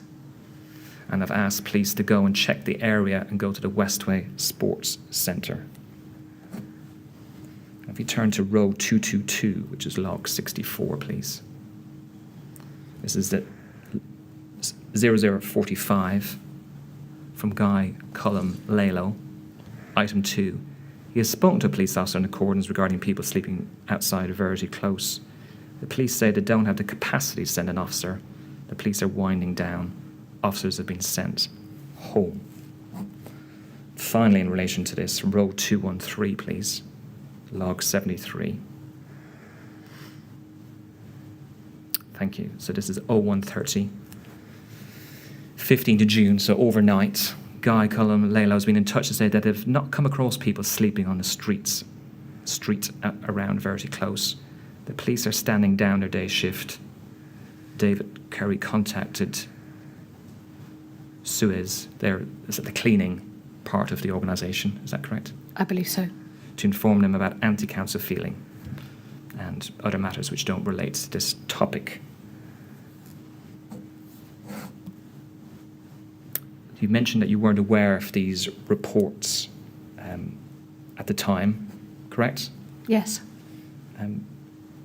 It appears that the report on the Beck wasn't isolated, and the TMO, who were, as you mentioned, making contact with residents, and indeed walkway residents, also recorded the following on the 15th of June.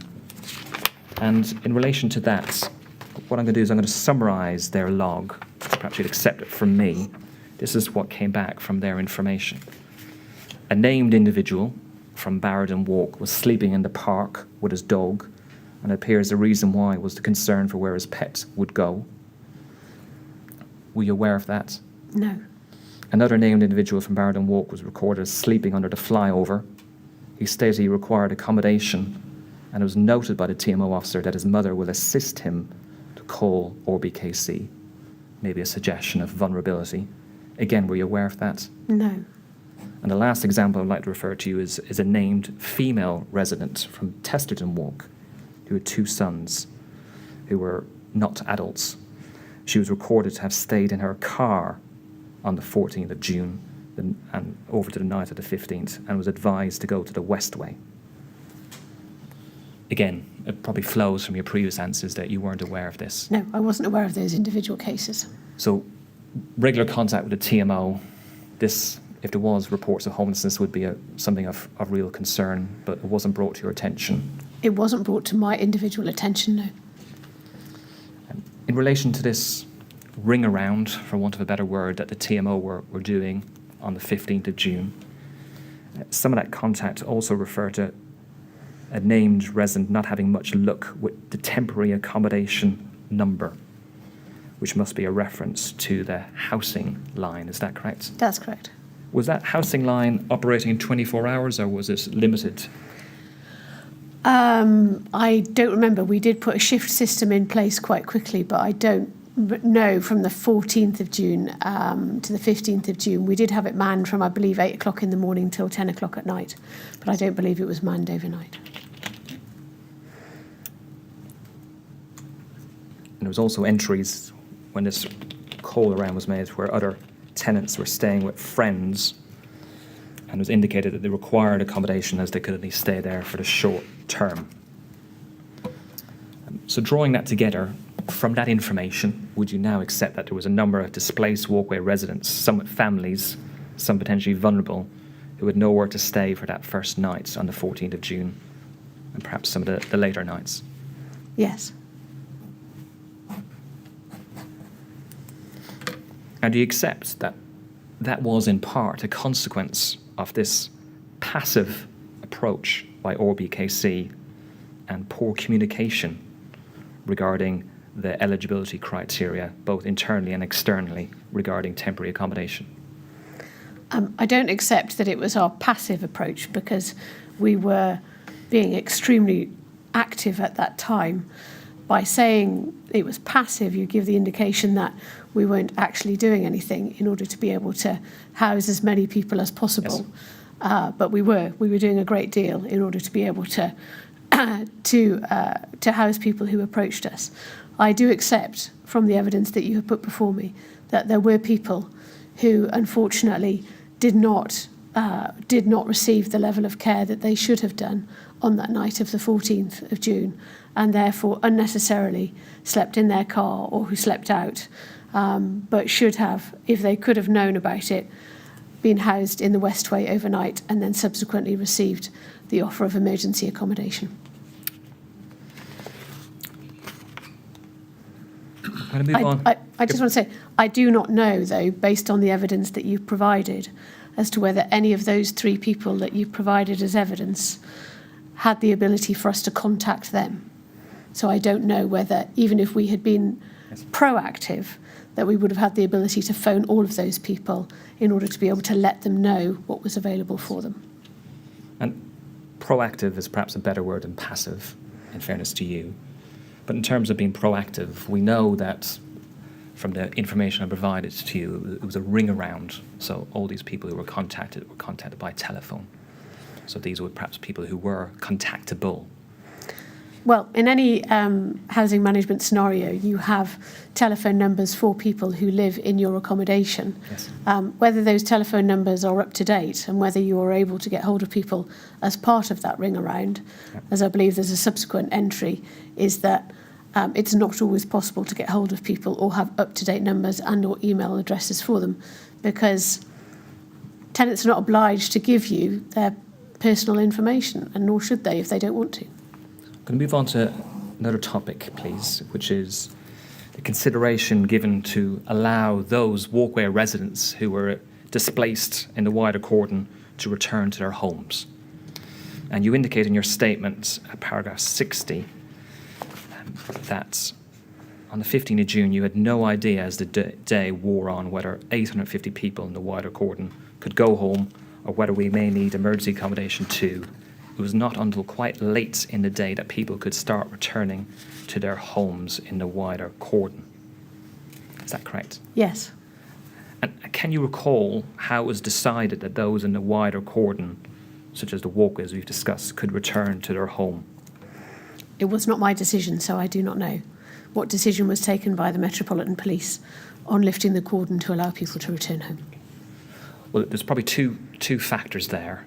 Number one is the cordon. If there is a cordon where people aren't allowed to enter, well, that's beyond your control. Yes. Right.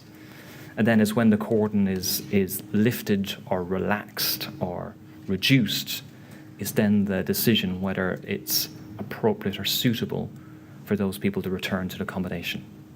Isn't that correct? Yes. So the appropriateness would have been based on the information received from the people who were on the ground about the condition of those blocks. And who were those people? So the TMO Yes. were on the ground and assessing the condition of the 3 finger blocks. And you mentioned that, paragraph 61 of your statement, that the TMO were on site and they were doing assessments on the 14th, 15th and 16th of June of the accommodation. And you state at paragraph 61 of your statement that it was their responsibility to check the accommodation. That's correct. That was your understanding. That's correct. And did the TMO express any concerns to you as head of housing or ORBKC Gold regarding safety concerns or wider reservations at that time regarding allowing residents to return to their homes in the walkways during those first 3 days? I don't remember. We could perhaps assist you with your recollection. If we could turn to TMO 00869990, please. We've seen this before. It's a statement from Teresa Brown, who I'm sure you know very well, or knew very well at the time. Yes, I do. Good working relationship with her. Yes, she's an excellent officer. She was Director of Housing for the TMO. And if we turn to paragraph 45, please, which is page 9. I'm just going to read it out. I recall on the 15th of June having discussions with Stuart Priestley from ORBKC Beck, who had advised that consideration was being given at the time to return residents, evacuators in the surrounding areas of the tower. I recall discussing the possible impact on residents if this went ahead, advising that if residents returned home, they would have no gas, boiler, and consequently no hot water or cooking facilities, as the surrounding areas ran off the tower's heating hot water services. We also needed to repair damaged doors where the police had forced entry.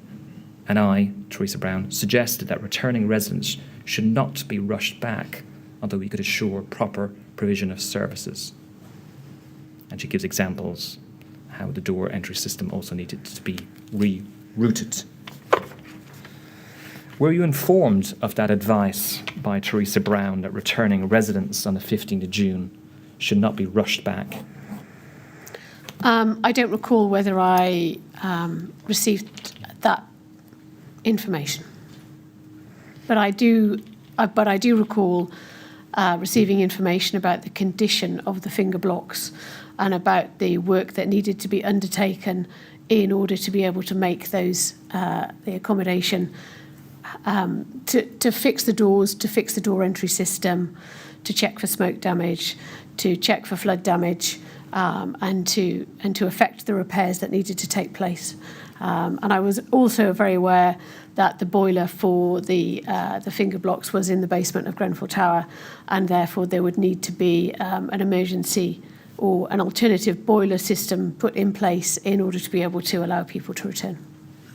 So on the 15th of June, you had an awareness of these factors in relation to heating, hot water, Yes. and in relation to likely damage to some of the properties within the cordon and the Yes. walkways.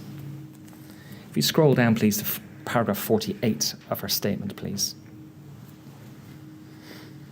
So she mentioned earlier on speaking to Stuart Priestley, and Miss Brown from the TMO says this: at approximately 8 p.m. on the 15th of June, I was contacted by the BEC and asked to meet Police Inspector Bean at the Kensington Leisure Centre. This was to inspect the finger block area to examine whether all the areas that needed boarding up for residents were secure. I'm going to skip a little bit. I was advised on that inspection that the intention of Goal Group, that being ORBKC Goal Group, was that the finger block residents should be returned as soon as possible. Pausing there, were you aware of that the advice from ORBKC Gold was that finger/walkway residents should be returned as soon as possible on the 15th of June on the evening? Yes, because I was hopeful that we wouldn't have to, that we would want to try and have people to be able to go home again as soon as they possibly could. Ms Brown continues at paragraph 48. I repeated my concerns about it being premature due to lack of gas, heating, doors needed securing, fire exits from the 300 blocks provide access directly into Grenfell Walk. And she gives a number of other reasons why. She telephoned Sasha Jevons, who is also from the TMO, isn't that correct? Yes, that's correct. From sites, from the location, who had the same reservations. She said Sasha Jevons would call Laura Johnson. And I'm going to read the rest of the sentence. Sasha Jevons called me back shortly after and said that Laura said we had to go with the Gold Group decision. So in relation to that, did you have a conversation with Sasha Jevons where she relayed the reservations of the TMO and specifically Teresa Brown at the scene that it was premature because of the condition of the property for residents to be returned back to the walkways? I don't recall the conversation, but if Sasha and Teresa said the conversation took place, then it will have done. And finally, we had to go with the Goal Group decision. Specifically, you recall saying that? No. But if Sasha says that I said that, then I'm quite sure that I did.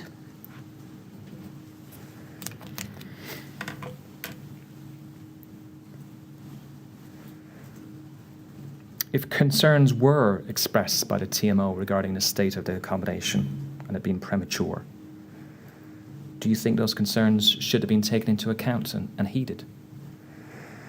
Yes, and I'm sure they were, in the context of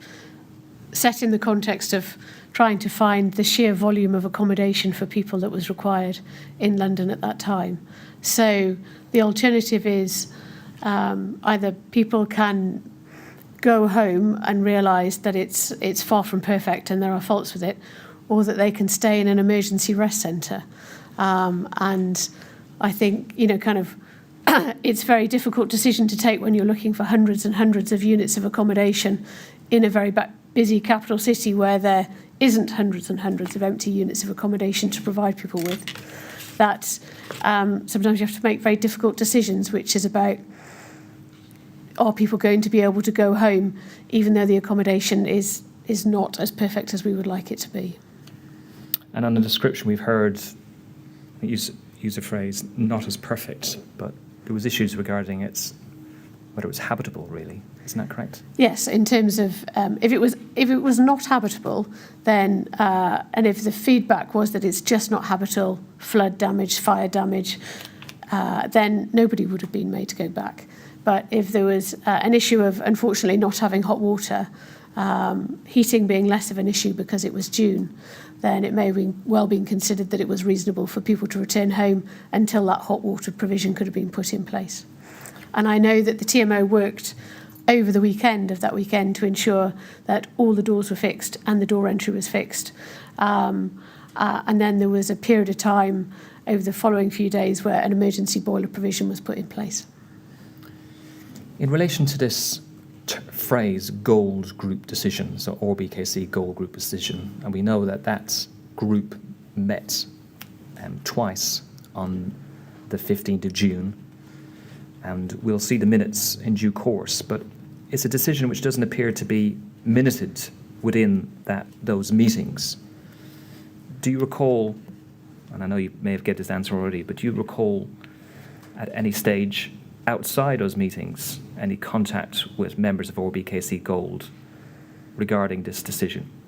No. Would you expect, as Director of Housing, to participate in such a decision? Yes. So is it likely, actually, logically, that you probably did participate in that decision but don't recollect it now? I think it highly likely that there was a discussion that took place about what would happen if a further 300 people could not be returned to their properties or could not go home, and what we sought to do in order to try to make those property available for people if they wanted to go back. It may well be that lots of people, and it's my understanding that lots of people didn't go back, but it was about being able to lift the cordon and enable people to go home should they want to. And people would make that choice. Some people would decide to go back, and some people would decide not to go back. You mentioned 300, and I don't want to mislead you when it refers to the 300s. I think it's like one of the walkways. Yes, it is. Numbers, yes. Yeah. Which is attributed to them, and for short, there's a reference to the 300s or perhaps the 400s. Yes, I understand that. And I think we'll touch upon in a moment the numbers of displaced people. So I don't want you to be misled about that figure. No, I understand that there Yes. was around 845 people, families, Yes. who were in that wider area. Let's look at that last RBKC Gold meeting on the 15th at 15:30, which is RBK 000 20448. We can look at page 1. And you're in attendance. We see you there on the second line of attendees. And response priorities. And we see that 49 people in commercial accommodation from Grenfell Tower on the 15th of June. Placed 103 people in total, maybe placing more as a further request comes in. At this stage, this is before the telephone contact with Sasha Jevons later on the 15th of June at 8 o'clock. And it says this: if the cordon is not lifted, then have over 800 people to find places. We'll need to seek help from government. Can you help in relation to what that means? We'll need to seek help from government. Well, if there's... there would be no way that the borough would be able to source accommodation for 800 people. That is an enormous amount of people who live in a very small geographic area who would need either a rest centre or somewhere to stay overnight. And there's just no way that RBKC would have that capacity, or I believe that probably a number of units were available in London on that night. So it would become something that we would need help from government in order to be able to do. And understand the reasons as you set them out. But what sort of help do you think was envisaged the government could provide, central government could provide? I think in that statement, I mean, we would need to contact government and make them aware that it wasn't just the people from Grenfell Tower who needed to be rehoused, but there was a wider and bigger problem with the people in the wider estate who needed to be found accommodation, either for a short period of time or a medium period of time, and what assistance could they offer. I don't work in government, so I'm not sure what they could have said to me.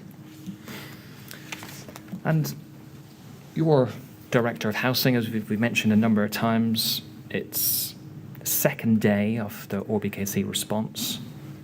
There is a lot of negative coverage of the response, which you touch upon and which is mentioned in other statements and criticisms of the council at that stage. Isn't that correct? Yes.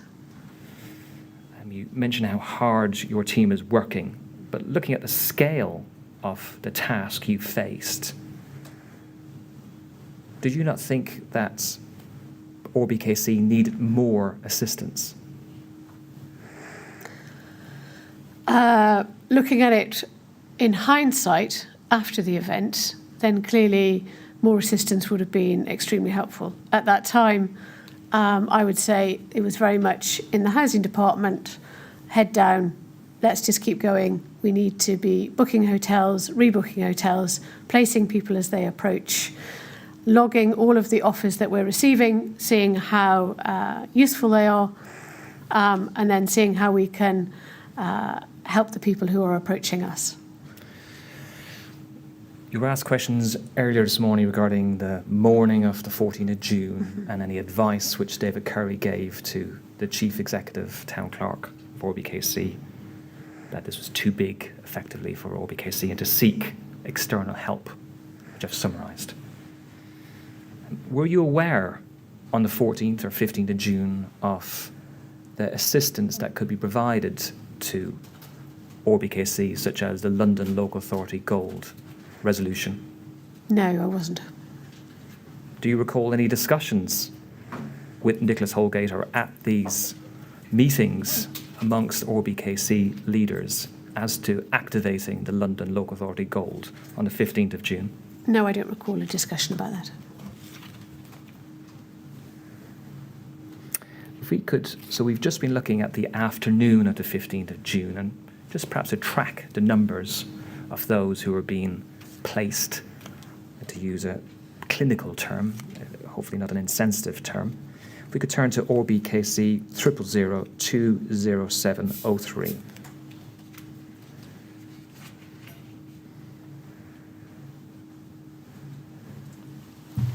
So this is highlighted, and that's the way it's provided. It's not highlighted by us, so ignore the highlighting. And these are the minutes of the group meeting, 10 o'clock that day. You were there, we can see from page 1. And if we see at the top of page 2, under paragraph 4, strategic priorities, looking after those immediately affected. 109 families being placed in commercial accommodation. 30 families are from the finger blocks. And then it says, looking after those immediately affected. The third bullet point. Some families did return to their homes last night. There's no hot water and heating in the reoccupied blocks. The TMO are looking to install temporary boilers. There were broken doors, debris and flooding, which the TMO are working on resolving. Orby, Robert Black, is that correct? Yes. To advise the BEC once the temporary boiler is in place. LJU to supply the number of families evacuated from Grenfell Walk. Is that correct? Yes. And then if we go down, please, to the 7th bullet point, which says LG confirmed. So still in that section. Have you got that? LG confirmed. Yes, I do. She has sufficient hotels to accommodate up to 20 families. She will house the vulnerable, or those with children without hot water, but others will have to manage. Is that correct? Yes. And was that the view, that you're doing the best you can, but other people will just have to get on with it? They'll have to manage Yes.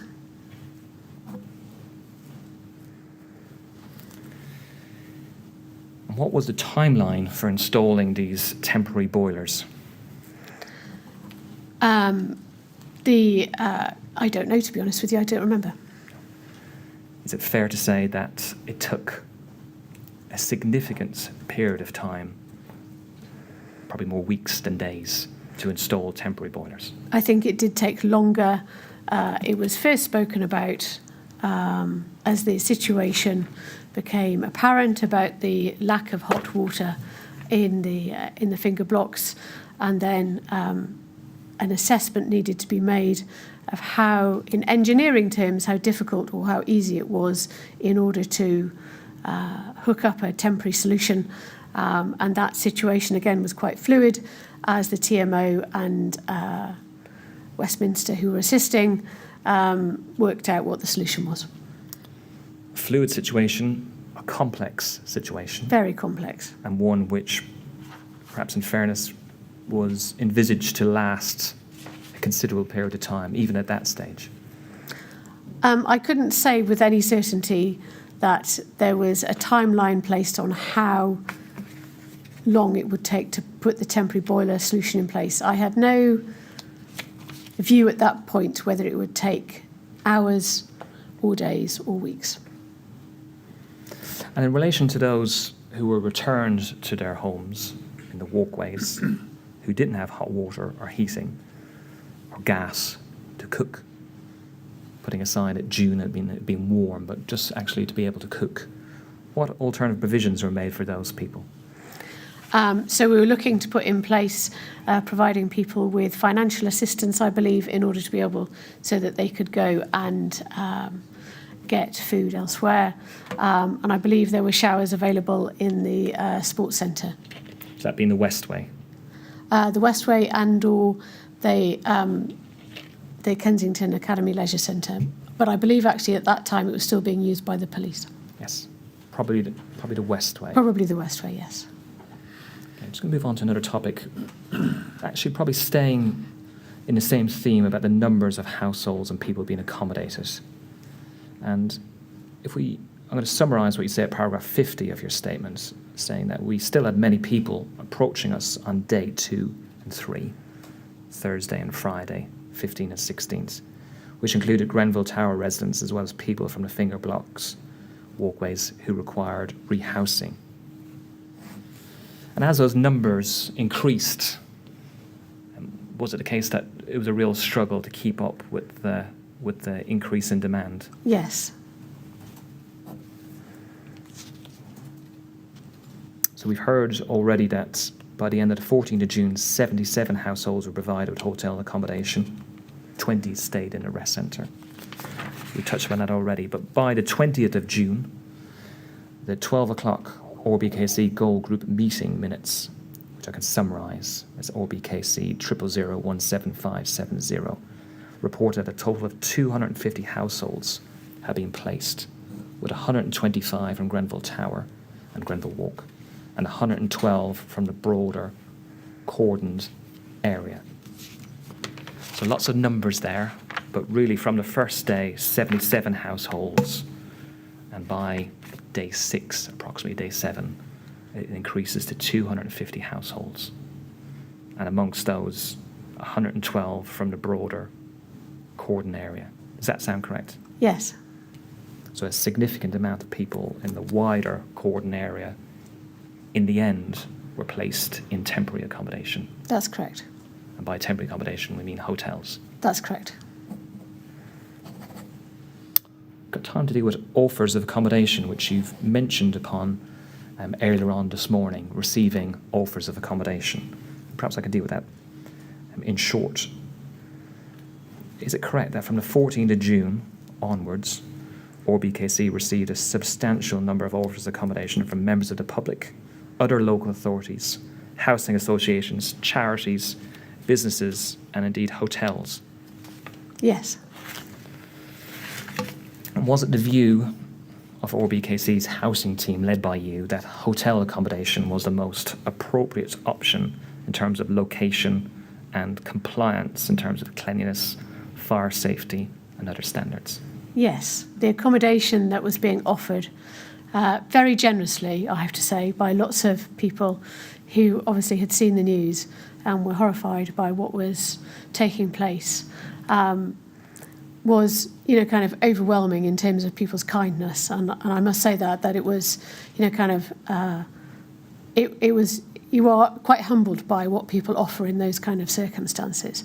But to have someone who's highly traumatised to come and stay in your house in a spare bedroom didn't really feel like the right solution for me, when what people probably needed was a self-contained room and their own bathroom and the ability to, kind of try to think about what had just happened. In the case of accommodation that was offered by other registered providers and or by other councils, these would be accommodation that was unfurnished, in existing social housing blocks. And so it wasn't just a case of being able to say to somebody, you can go and we've got a flat for you on the 10th floor of a block in Wandsworth. That really didn't feel like the right solution either, because they would be unfinished accommodation, maybe or may not be the right size for that family, may not be where that family wanted to be. And so that was very much accommodation that needed to be considered in the medium term as an alternative, but not in the short term, where people needed clean bedding, a warm place to stay, their own bathroom, and the ability to be as close as possible as they could to RBKC. So you've set out in your statement and your answer the rationale and why the decision was made, and focusing on hotel accommodation. You also mentioned the humbling and overwhelming response from members of the public. People are very, very kind. And those offers, is it right, from members of the public, were made by both phone and email to RBKC? That's correct. And was there an issue with the volume of offers, with managing those offers and those receipt of offers? There was a huge number of offers, and I believe that we acknowledged every single offer that was received, maybe not on the same day or the next day, but we did have a process in place whereby myself or my colleague acknowledged the very kind offers that people had given us, and we started to log all of those offers. On the 15th, we had a separate team who were looking at logging all of the offers and the suitability of those offers in the context of people won't be able to stay in hotels for longer term, and we need to start thinking about where people are going to move to in the medium term. I'm also aware, because, as you've mentioned, I was the Director of Housing at RBKC for 8.5 years, the very low number of vacancies or voids that we get in our housing stock on an annual basis. So K&C used to do around 400 lettings a year on average, and 60% of those were bedsits and one beds. Now, I'm aware of that situation when I'm receiving offers from other providers. I'm also aware of the mix of families and the different family types that people will need to be accommodated. And I know that we just won't be able to accommodate everybody who's been displaced by Grenfell Fire within RBKC. So as kind as those offers were, in particular from members of the public, they were never going to be utilised for the reasons you've expressed. They won't be suitable. They were extremely kind and extremely well meant, and perhaps in different circumstances we would have been able to use them. But in this instance, it was my belief, and it's still my belief, that hotel accommodation was probably the best place to put people in this scenario. And in relation to that decision about offers of accommodation from the public, was this decision communicated to the public via the media communications team, or an automated message perhaps on the housing line that, thank you, but we don't require any offers of temporary accommodation? I don't think there was a message sent out. If there was, there's a fine balance to strike in that situation, isn't there, of being very grateful for people's very kind offers and then appearing not to want them. There's a balance to be struck between being grateful for those offers, and some of them could have been extremely useful, and then turning those offers away. So there's a balance to be struck about how you receive people's offers. I'm going to move on and make a start on a new section, which is really the adequacy of the emergency accommodation which was provided to those affected in those first 7 days which is the framework for the immediate aftermath we are exploring. You mentioned that Rachel Dalton, who was part of the housing team, was in charge of the team which matched the needs of those requiring accommodation with available accommodation. Is that correct? On your account, there was an effort to match needs with what was available. Yes, that's correct. We were looking at family composition and type and hotel, and people were making us aware of any disabilities or vulnerabilities, and trying our best to try and match that. I admit that we probably did not get it right in every circumstance, but as I said, there was a lot of people coming in and we were booking a lot of rooms, and trying to get people into somewhere as quickly as possible to make sure that they were safe and were accommodated. Was any consideration in those early days given to the floor the accommodation would be on? Placing somebody, for instance, in a high floor in a hotel? I don't think probably in the first few days that was a consideration, but I think that became a consideration as it went on, as it became more apparent to us how traumatised people were and how, quite rightly, just couldn't face being, kind of in a flat or in a higher floored accommodation, balanced against this is what we've got available. Yes. And in those first few days, you accept that it became apparent some residents were placed in the upper floors of high-rise hotels, and there was feedback that was traumatising. Yes, and quite understandably so as well.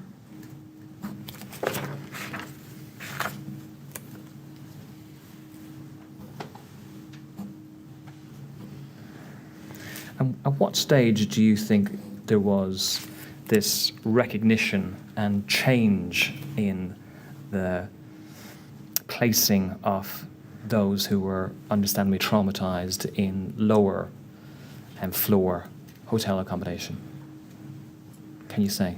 No, not with any great certainty. I would say that we started to receive feedback from people and then started to react to that. I wouldn't say in the first instance it was a consideration that we said we are not booking any hotel towers, but as we became aware of it, then we started to adjust our booking policy. In fairness to you, said in the first few days it wasn't a consideration, and perhaps consistent with an email which I can summarise, 18th of June, so the weekend, 0948, Rachel Dalton, I'm just going to give the reference, RBKC, RBK 000031672, to members of the housing team, setting out a number of tasks, and says this: quick thoughts that you're all probably working on. We need to go through all the extensions today and move those on the higher level floors. So, as you say, first few days, not a consideration, and then thereafter, efforts made to move those affected. Yes. Where possible. Yes. In the first 7 days, did those assigning hotel rooms, such as Rachel Dalton's team, take into account the specific needs of those affected, such as adaptations for mobility issues or facilities for cooking, or the provision of appropriate sleeping facilities for those with young children? I think we tried to. I'm not sure that we got it right on every occasion, and I know there were families who subsequently came back to us and said there weren't sufficient beds in the room. When we were made aware of it, we moved people, but we were certainly trying in the first instance to provide people with the appropriate size of accommodation that they needed. So your evidence in summary is, yes, we tried, but we probably didn't get it right in every scenario. And perhaps a bit more than that, perhaps an acceptance that you didn't get it right. And to assist you, I'm just going to refer to some examples in general terms, because the inquiry's heard extensive oral and written evidence of the experience of those who were placed in hotel accommodation in those first few days. References to families placed in one room which was far too small for a number of family members. Allocations that did not take into account that there was an infant child, including one family placed in a room with no cot or other baby facilities. And the needs of those with disabilities, such as the family of Mohammed Razoul, we've heard live evidence from, and his elderly father, who, on his account, had not been taken into account or sufficiently catered for. And with those examples, which do you accept that in those first 7 days, that there was actually a significant number of those placed who did not have their needs sufficiently or appropriately catered for? I couldn't say whether this phrase significantly, but there was certainly a number of families who wouldn't have had the correct size of room and or had the facilities available to them. And we amended that over the coming days and weeks as the situation changed. But we did our very best to try and place people somewhere in a very difficult situation, and we didn't get it right in every occasion. And for that, I can only apologise, because it certainly wasn't the intent. And really on the last part of this section, and then we'll perhaps pause, is that do you accept that a number of people who were placed in hotels in those early days were actually not provided transport to the hotels and had to make their own way? To be honest with you, I don't remember what the transport situation was. On the first day, we attempted to get taxis to take people from the site to their hotels. This was extremely difficult to do because there was obviously an enormous number of emergency vehicles, but there was also a huge media scrum, yes, which was preventing us from getting taxis through, and a huge number of representatives from the media who were desperate to speak to people who were bereaved and who'd been through that awful experience. And we were also trying to protect people from having to undergo that interrogation. So on the first day, I know we attempted to get taxis. I can't honestly say that I remember on subsequent days what provision we made for people to be able to go to the hotels. But with those difficulties, we've heard evidence from Mr. Al-Kharad, who on the 15th of June, he attended the Westway to seek temporary accommodation. He received a phone call and he had to rely on the kindness of a stranger to get a lift to a hotel in Earl's Court, for example. Do you accept that there was situations where people didn't get transport arranged by OBKC? I can accept that. I'm sure that my team, if they could have arranged a taxi, would have arranged a taxi, but that probably didn't happen in all cases. Mr. Chairman, is that a suitable moment? Yes, thank you very much. Well, there you are. It's time we stop now for a break for lunch. So we'll, as I say, we'll stop there. We'll resume, please, at 2 o'clock. And as before, please don't talk to anyone about your evidence when you're out of the room. All right? Thank you very much.